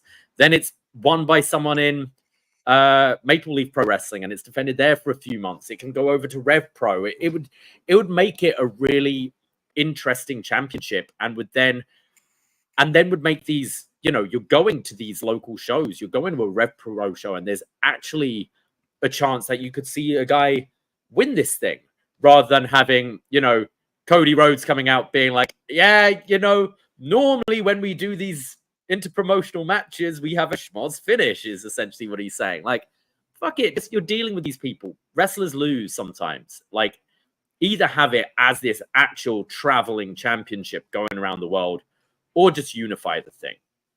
And I think the Continental Classic is the perfect place to unify it, and having Okada win Block A and Takeshita win Block B, and that be your big final at World's End, I think that would be great. So selfishly, we're going to Full Gear. I'm upset because it looks like we're probably getting Ricochet versus Takeshita. Yeah, at Full Gear, right? That probably makes the most sense. Yeah, so that's being built. Still, that sounds good too. But I was like, oh man, I really want to see it. Takeshita is the draw for me right now. He's such a good character. It's because of those pants. Takeshita pants, man. Those Dragon Ball Z Trunks pants Parachute pants. Man, I know, Davie, you're my friend. I can't pull those off, but like I look at those like, oh man, look at this man right there wearing those pants with that title. Think he's the only one who can. I think you're seeing Kyle Fletcher and Daniel Garcia walking around in these baggy pants, and they ain't pulling that off at all. Takeshita is serious, man. Like he is my favorite thing going right now, and he's just incredible. And sounded good on the mic, I thought. Yeah, that's what I mean. He finally has the title, and it's like, okay, sick. Like, I'm so happy with this guy. A fucking weird faction, though, isn't it? Like this trade. Like what to start with? Okay, I didn't know that these guys were in this group. I was like, wait, what am I missing? They had one segment last week between Jake Roberts and Don Callis where they traded wrestlers. Right. And so Jake Roberts is now managing the Luchadors, which is just okay, weird. Lucha snakes. And then you've got like fucking the Don Callis BDSM family or whatever with I don't know what this is supposed to be. Lance McIntyre and Cage just like doing this with his pecs the whole time. Kyle Fletcher, who just looks like a fucking bum all the time. You got Machine like Gun it's Kelly. weird. Like if you go on Wikipedia and look at the Don Callis family, like all the members who have been in it, it's weird. Like, do you remember, like Sammy Guevara was in this family for a little bit. Like everyone is in the family. You've had Sammy Guevara, Roosh, Will Ospreay, Trent Beretta. Oh yeah, forgot about that one. Brian Cage, Lance Archer, Kyle Fletcher, Powerhouse Hobbs, Konosuke Takeshita. It's just such a fucking weird stable, and like Cage just floats from stable to stable to stable and doesn't change in the. He's such a bizarre wrestler because he's like, he can be great in ring, but he's so like, I'm going to do everything. I'm going to be jacked, but I'm going to do flips. I'm going to do Brock Lesnar's moves, but also the 619 too. But 619, and I'm going to dress as 13-year-old creator wrestler. Like. Yeah, I'm going to dress as Wolverine.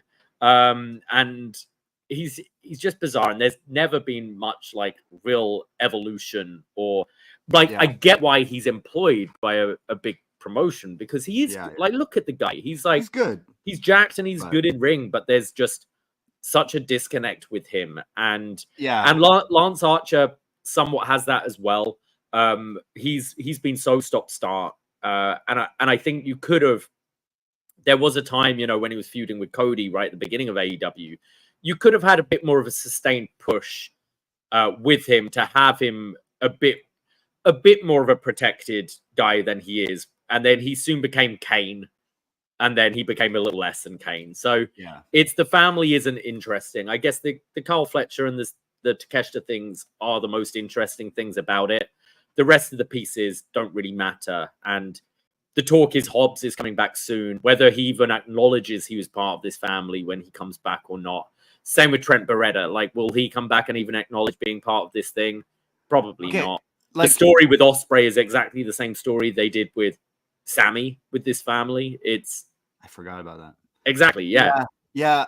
It was weird because I think this would have been a perfect time to just reset and have Callis with just Fletcher and just Takeshita. Because you know what? Like, I don't want to compare Don Callis to Paul Heyman, but people have, because it's like, hey, evil heel manager who's pretty good at talking. I do think Callis is really good at talking, whether people disagree or not. Like, I think he has a very good role in all of his time in wrestling. I mean, I just listened to him do commentary just before recording. So, like, he's a good talker. He's one of the best they got for sure. And I do think that. But, you know, imagine Paul Heyman when he was with Brock or with Roman or whoever. And then he's just got like a bunch of like Putty Patrol also. He did. He had Curtis Axel and Ryback. Like, that's exactly what this is. Yeah. They cut that fat real quick. It's like, that's exactly, it's like, if you just did Fletcher and just Takeshita and the promo he cuts is like, yeah, I had to trim the fat. Just like I got rid of Kenny and everything. I had to get rid of, I only manage the best. And these two are the best because the storyline for the last year, they did a good job of like Takeshita almost like being, you know, brainwashed by this guy. Like, hey, let me take you to, remember this? Like, I took him to a hockey game and I took him like, he was like, Cinnabon. Yeah, like brainwashing him to like take over. And that now has worked because now he's this like ultimate baddie and he's won a title. So that should be it. Like, hey, actually, Brian Cage, you can go back to Jake the Snake. Lance Archer, I don't need you. They're just the lackeys and the muscle. I think, right? You know, you're kind of saying what I think as well. It's making it less than having more people in it. And you're right. Focus on Takeshita and Fletcher. Like, I think you could have Archer and Cage just as a tag team, not part of a faction, just these two monsters destroying people. Sure. The tag division's pretty weak at the moment and could do with a huge monster skyscrapers style tag team, Brothers of Destruction, if you will. Like, that works fine. And that's probably what they're going to go with them, but they don't need to be part of this family. No. They can just do it. Not everyone has to be in a faction. Yeah, it's just like, why are you guys there? I understand why Fletcher's there. In fact, I liked the fact that he's, you know, feuding with Ospreay. I think this kid is completely stepped up, like in the next way, whether you agree with his fashion sense or not. But just the two of them with Callis, like, that's it. That's the product right there. Why do I need all this like extra shit all going around? Like, no one cares about Brian Cage and Lance Archer right now. You're right. Have them as a tag team as a completely separate thing. I think that actually work in their benefit, but just a little bizarre that they're doing all that stuff. Cause I think Fletcher versus Ospreay, probably the Full Gear match. And like, that's on paper will be an awesome match. It's how we kind of get there in the next few weeks or a month or so. Like, we'll, you know, see, because they always seem to mess that up with storylines and stuff. They can do a good job. Hopefully they do a good job. I imagine Will shows up this week to interrupt the reason why we get from this promo.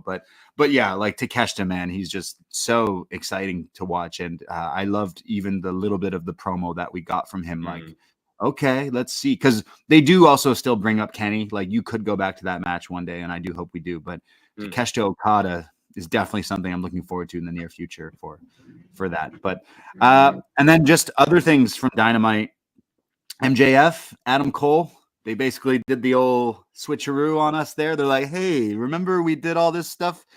Yeah, let's forget about that. The Men in Black mind eraser thing here. Just, hey, Undisputed Kingdom, love ya. I'm going on my own. Oh, okay. Wait, he goes, hey, Roddy, what does he say? Roddy, Mike and Matt. Love you guys, but don't need to talk about it. Wardlow watching at home like, you motherfucker. Hey, Wardlow's a Mike as well. Oh, maybe he was. Wait, his name is Mike Wardlow? I think so, yeah. Get out of here. Michael Austin Wardlow. It's pretty hard, actually. I like it. Michael Wardlow. Okay, so part of me's wondering if that's maybe a deliberate thing to have just Wardlow come back and join MJF. I don't know. It feels just going back to the well. Or is it we've literally forgotten about this guy? Because most people have. I have, yeah. Look, I think they're both in the right spot. right? I think they do need to just do this match to just finish it and move on. But it was so like haphazard and how like trying to retcon this whole thing. You know what? It is the right move.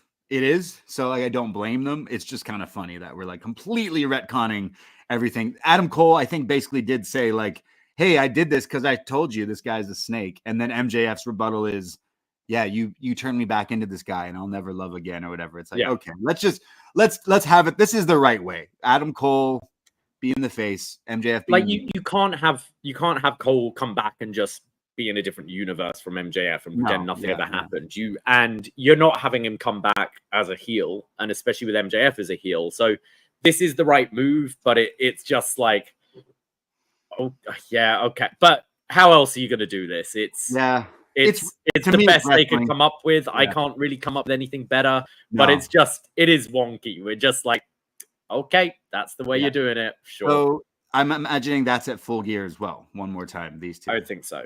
Yeah. Right? Like we've seen it a few times, but this is the right way around where it's like MJF's the bad guy. And that's another thing. It's like MJF could go back into the title picture, but he's a heel and Moxley's a heel. Like, does Adam Cole beat him and go into challenging Moxley? Is he ready for that? Yeah, I that's fresh, isn't it? Like I forgot about him as a potential, but yeah, he could be the like maybe the World's End challenger if you've got Orange for Full Gear. Right. Yeah. Again, it's funny that they had to like change this story and make it work, but I couldn't think of something better. So yeah. But yeah, like a bit of some stuff on Dynamite that's like leading into other things, but I'd say the highlight was Shelton Benjamin. Well, we got to go into the main event. Come on. I completely forgot about it. It's the a lot of people forgot a lot of things in that match. Now I'm remembering. There we go. Was it Solo Sikoa? Who was that? Look, it's Tongaloa, you mean? Sorry, Tongaloa, yeah. Sorry, not Solo Same Sikoa. energy. Yeah. Look, I was watching this Dynamite, and throughout the whole show, I kept forgetting what the main event is. I'm like, what's the main event tonight? And every now and then they throw this graphic up of Jay White and Christian, and I was like, oh, okay, yeah, that's the main event tonight. And I like both guys, but I did not want to watch this match at all. I know it's a loose thread of a storyline that I'd forgotten about that they're doing. But I thought the match was fine. Like they're both good workers.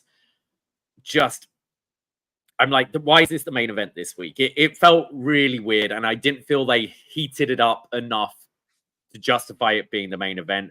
And then you had this absolute just train wreck of an ending with Kip Sabian coming out way too early. Hangman, look, Hangman, I thought did the best he could with it. Like, okay, let's go down and hide below the ring so I can't be seen. I'm still going to interfere. I'm just trying to pick my moment. I thought commentary could have maybe covered it a bit more, being like, remind us, like once the cat's out the bag, remind us. Oh, and Hangman's still waiting for the right opportunity to strike or something like that. But it was a mess. Ideally, you wouldn't have had Kip come out the second time and you just have Hangman go on the apron and hit Jay White. But how are you going to relay that to your talent when Hangman's lying there, eyes bugging out on the floor? It was hilarious, and I can't wait to see it on Botchamania. But I mean, people have already isolated the clip. It's no, not now, Kip. It gave me where the fuck is Vicky vibes. Yeah, sure. Like, wait, what are you doing? Oh man, yeah. Like, okay, bless him, but Kip Sabian, what are we doing? Like, Botch aside, why is he in this angle? Why is this the main event angle of your show? We're not asking you to explain the story that they've been doing on TV. I'm asking why. Why, Kip? Why this guy of all the people? Why? Yeah. Okay, so like he messes up the spot. I thought it was weird because he runs in and you could see Christian like was talking to him like, "What are you doing? What's going on?" Which is the storyline is like, "Hey, what are you doing here?" but then to do it again was like pretty embarrassing. But like to a casual viewer, they might not have picked up on that, right? Like they just think this guy's interfering again because of the storyline. People might be asking, who the fuck is that guy? I guess watching this, if you're a casual, but the story of Hangman doing that, laying down, hiding, is because Christian did that for him, right? Like a little while ago. So it's like a reverse where it's like, hey, you helped me win, and now I did the same thing to you. So maybe there's some sort of Christian coalition with Hangman and Christian or something. The problem is all of a sudden Jay White's a babyface since like a week ago. So now we're meant to like be cheering for him against Christian, which is just a little odd considering he still comes out with the Gun Club, who are still like, they're trying to be baby faces all of a sudden, which is just a little. They've been baby faces for a while now. It's just it's been like they turned baby face and then Jay White was out like immediately after. So it, you know, Juice has been getting the reactions, the Guns have, but it does feel jarring and new for Jay White, I think. Yeah, so I feel like that's a little messy there. Again, we're focusing on like all these bad guys. We're in this bad guy era, the brat era of AEW. We didn't mention it last week, but literally every champion is a heel in AEW. There you go. Right now. Yeah, and they've got like 12 of them. They don't have any big babyface heroes right now, and that's in all of like the divisions that they got going on. So yeah, a bit odd that was like the main event and the closing angle, and of course the clip of Christian yelling "fuck, not yet" is definitely going to be an all-timer. And as Chris brings up in the chat, the main problem is just what the hell are they supposed to do with that Money in the Bank style contract now? Moxley should just threaten him and steal it or something. I think the thing is that we're probably going to get a few months of Mox as champion, and Christian ain't cashing in on Mox. No. I see Darby being the one to beat Moxley, and then I could see Christian cashing in on Darby immediately after. But we've done Darby and Christian. Remember didn't they main event like a pay-per-view? Darby and Christian? Yeah, I'm pretty sure for the TNT title. They okay. Something that was when Edge came out. Yeah. Right. Yeah.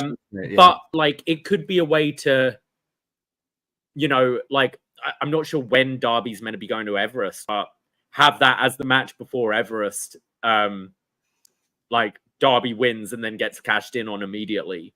I love Christian. I think he's great. I don't think he's the right person to have this gimmick.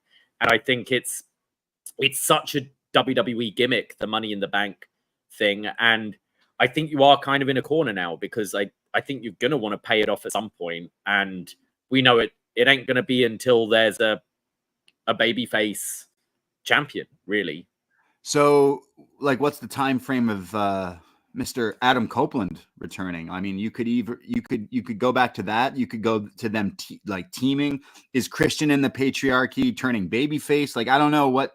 Again, everyone just seems like bad guys in this show, and a lot of characters that you're not like supposed to root for. So, yeah, I mean, they've also, if they establish that this could be for any championship, I think it would be more interesting because I think you could then do a surprise Adam Copeland return and they just cash in on the Bucks and they're the tag champs and then start a feud from that. That would be fun. That would be, and would surprise people because you're doing a surprise return and a cash in at the same time.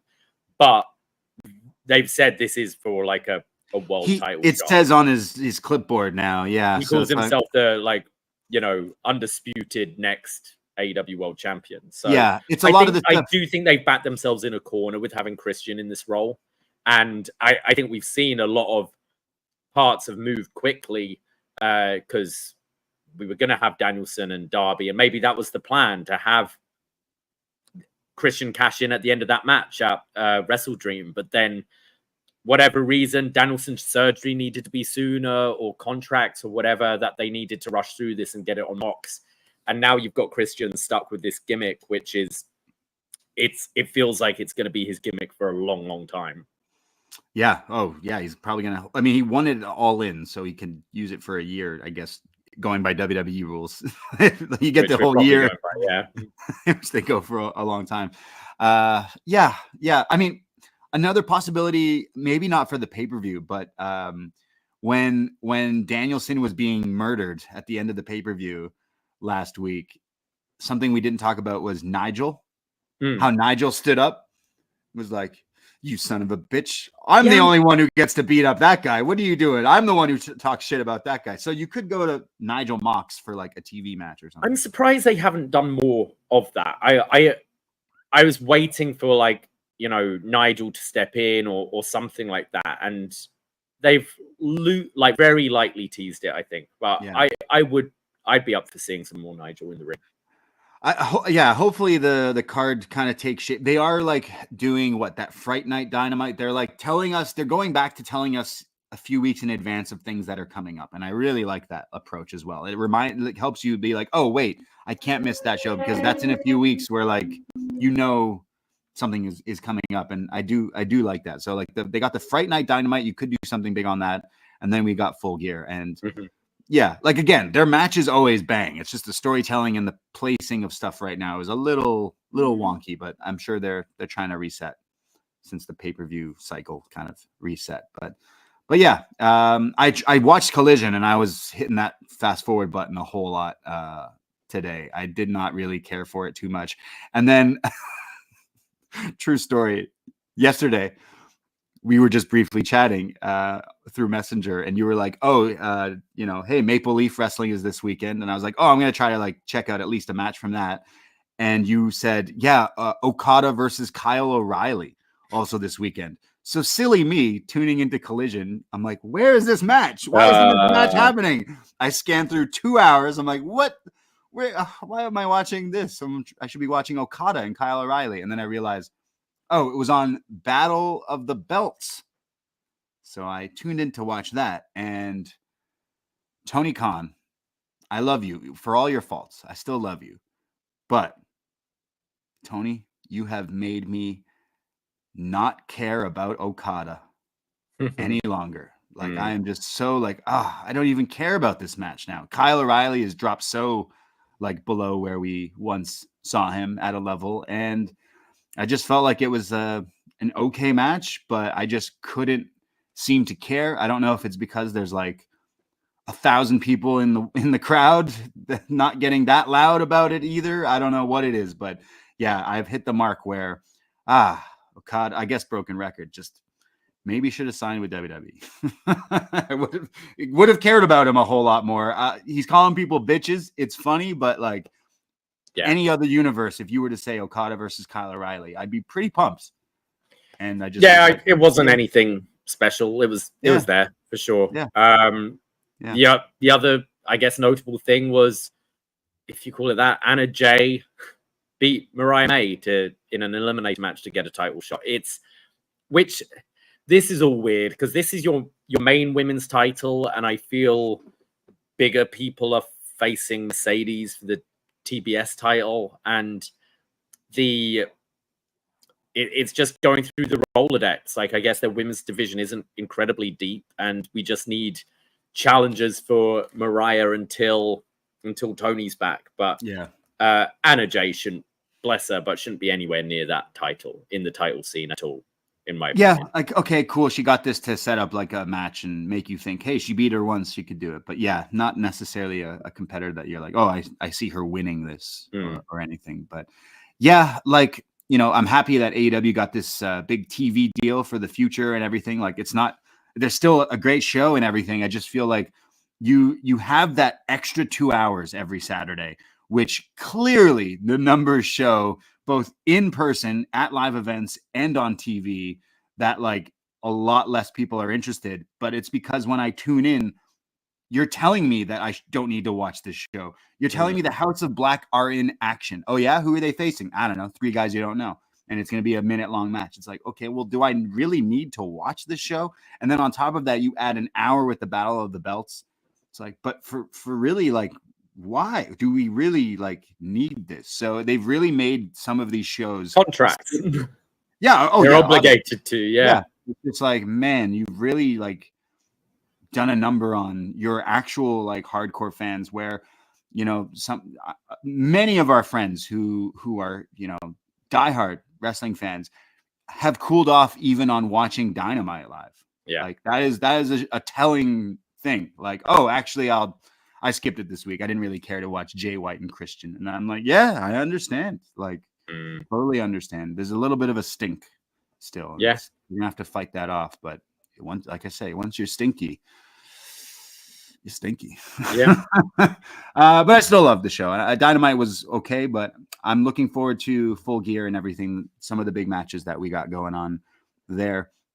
I did manage to check out a big match from the new and improved Maple Leaf Wrestling, which was on Triller on Fight last night and then again tonight. Night one kicked off yesterday, and I squeezed in some time to check out Takeshita versus Speedball from last night. Did you manage to watch this today? Somewhat. I had it on while I was setting up. I didn't really get to watch it. It was intently, but it was pretty awesome. I definitely would recommend to people out there. It got into some crazy stuff with, I mean, these two definitely know each other very well. But these two were hitting some crazy moves, including Speedball bringing up the crossfire, the shooting star leg drop, which is like, what in the hell was that? So that was awesome. The match was great. Tonight is Takeshita and Alexander, which I think could be even better. That sounds awesome. Yeah, that match. So we'll definitely be peeping that this week. We'll give some thoughts, I'm sure. But the highlight, Davie, Mamma Mia, Mauro Ranallo calling professional wrestling yet again. Call me a sucker, call me a Canadian Canuck, whatever it is. But hearing this man call wrestling just feels right, and it was so good to hear him again. Well, I just thought the whole presentation was great. Like I love Mauro on commentary. I think he just adds so much excitement to the match and that kind of thing. And Callis is great in that role as well. But I just thought the production of the show looked really good. Like they had a good crowd there. They had a nice set. It was shot well. The commentary was good. I was impressed from what I did see from it. Yeah, I thought that being said, I didn't see Jinder versus Bully Ray, so yeah, definitely go out of your way to check that one out. The tables match, which they've now set up a match for tonight as well, where they'll be wrestling. But they're doing it again. Tag team match. Oh, okay. I don't want to. I've said too much. But yeah, I thought the production was great. There was a sweet video package narrated by Bret the Hitman Hart, which showed like the history of Maple Leaf Wrestling and Canadian wrestling, whether it was Maple Leaf Gardens and all sorts of different things. And then they cut to a shot of our Rabba, the BDE. They had a camera. They had a stock footage of Toronto where it showed the right outside of our the apartment there, which I thought was great. But yeah, Maple Leaf Wrestling coming in with this thing. I imagine in 2025 they're going to do a lot more of these shows. It was weird because at one point they had Mauro Ranallo running down the Dynamite card for Wednesday. That must have been part of like the agreement to let Takeshita wrestle, because they were promoting. They had Mauro talking about like, hey, this week is a ladder war and this and this and that. So don't know if that's like opening doors with a bit of a collaboration, but I always thought that TNA Wrestling Impact, with the being bought by Anthem, like should have been pushed as like Canada's like promotion. And I think they kind of didn't go in that direction, whereas Scott D'Amore clearly sees that that is something that we want and we need. So going forward, like I thought this was a great first step in bringing in the casuals with like, hey, look, we got like your indie guys and some old stars and stuff like that, but then your main event is a really hot worker right now with Takeshita, Speedball, Alexander, and etc. So Scott D'Amore like showing that he still knows what he's doing. So I'm interested in 2025 to see what Maple Leaf Wrestling can do and other shows that they do, and like if they tour and all that sort of stuff. So on first watch, I was pretty impressed. Like you said, the production value was stellar, but the match was even better. So definitely cool to see that, and interested to see if we see them do stuff with AEW and all that other stuff. Give him the pen. Give Scott D'Amore the pen. Fuck it. I think he'd come up with some good stuff. But yeah, I think it's pretty much covering everything this week. Anything else? I just wanted to say, and it's somewhat wrestling related, but rest in peace, Liam Payne. Oh He man, passed away this week. He did once have a match with Kurt Angle. Never forget. He looked pretty good in that match with Kurt Angle. He did, yeah. But yeah, very, very sad. And obviously, like, talk to people, you know, like if you're going through shit, like we're always here to listen. I think it's, especially with men, it is an issue that happens, and talk to people, be kind, choose kindness over everything, and look out for your friends, look out for each other, be kind. That's right. Yeah. That was definitely a very sad story to hear this week. And it showed that a lot of people, like, it may not be, One Direction might be a little boy bands after our time and stuff, but you can't deny that it had. I mean, for me, like it all came from X Factor. Like, so right. these kids, like, you really watch grow up. They all started as individual acts on the show. We were like, when X Factor was just huge back home. So yeah, like, it was one of those boy bands where pretty much everyone in the UK knows every single member just because you watch them every single week. And so sad when you're seeing things like that happen. Yeah. Yeah. Rest in peace. I also got to say, rest in peace to a Canadian. Joe Koff. Yeah. Oh man. Ring of Honor. Oh, fuck. You're getting someone else. Jeez. I was going to say someone else, a bit more bad week. To me. Yeah. Yeah. Joe Koff, Ring of Honor. Like, he was a big part of that. I heard John Pollock discussing that this week on one of his shows. And it's like, man, I know our friend Jordan Goodman, also very close as well. So that was pretty sad to hear. I knew someone, his name was Mike Bullard. He was a really famous Canadian comedian at one point. A bit of a polarizing character for some, but through my career before podcasting in talk radio, he was someone I got paired with as a producer. And my first form of like being a Z-list celebrity when working on this really popular talk show. And he passed away this past few week or so. So rest in peace to Mike Bullard. I know some Canadians will know who that is through his career. But yeah, rest in peace. Sorry to all these people passing away. This is just an obituary show now. Yeah. Become very sad. Sorry. We got to lighten the mood up somehow. Maybe by ending this show. Thank you, everyone, for out there listening and supporting. We can't do this without you. If you like what you hear, hit that subscribe over on the YouTube, on Spotify, Apple Podcasts. Hit that subscribe. Write us a nice little comment. It goes a long way. And if you like what you hear, you can hear lots more at patreon.com/Poisonrana. $5 to become a friend. Get all the wrestling reviews, Halloween Havoc 95, Texas Chainsaw Massacre, Blair Witch Project, Best Match Ever, Abyss coming soon, and so lots more. And it's only $5. So go support us also at chopt-tees.com/Poisonrana. Appreciate everyone out there and the love. We'll be back on Tuesday on Post Wrestling, and then back next Sunday with our Halloween Havoc NXT post show, which I'm excited about. So happy spooky season. Next Sunday? Yeah, next Sunday. Oh shit. All right. Yeah, man. Cool. Right. Yep. You can follow us at Poisonrana Pod everywhere, and you can find me at the Brady. And you can find me at Davie Portman. That's it. That's all. Take care. Goodbye. Be safe. And shout out more Ronaldo. Mamma mia. Mamma mia. Ahoy. Poisonrana.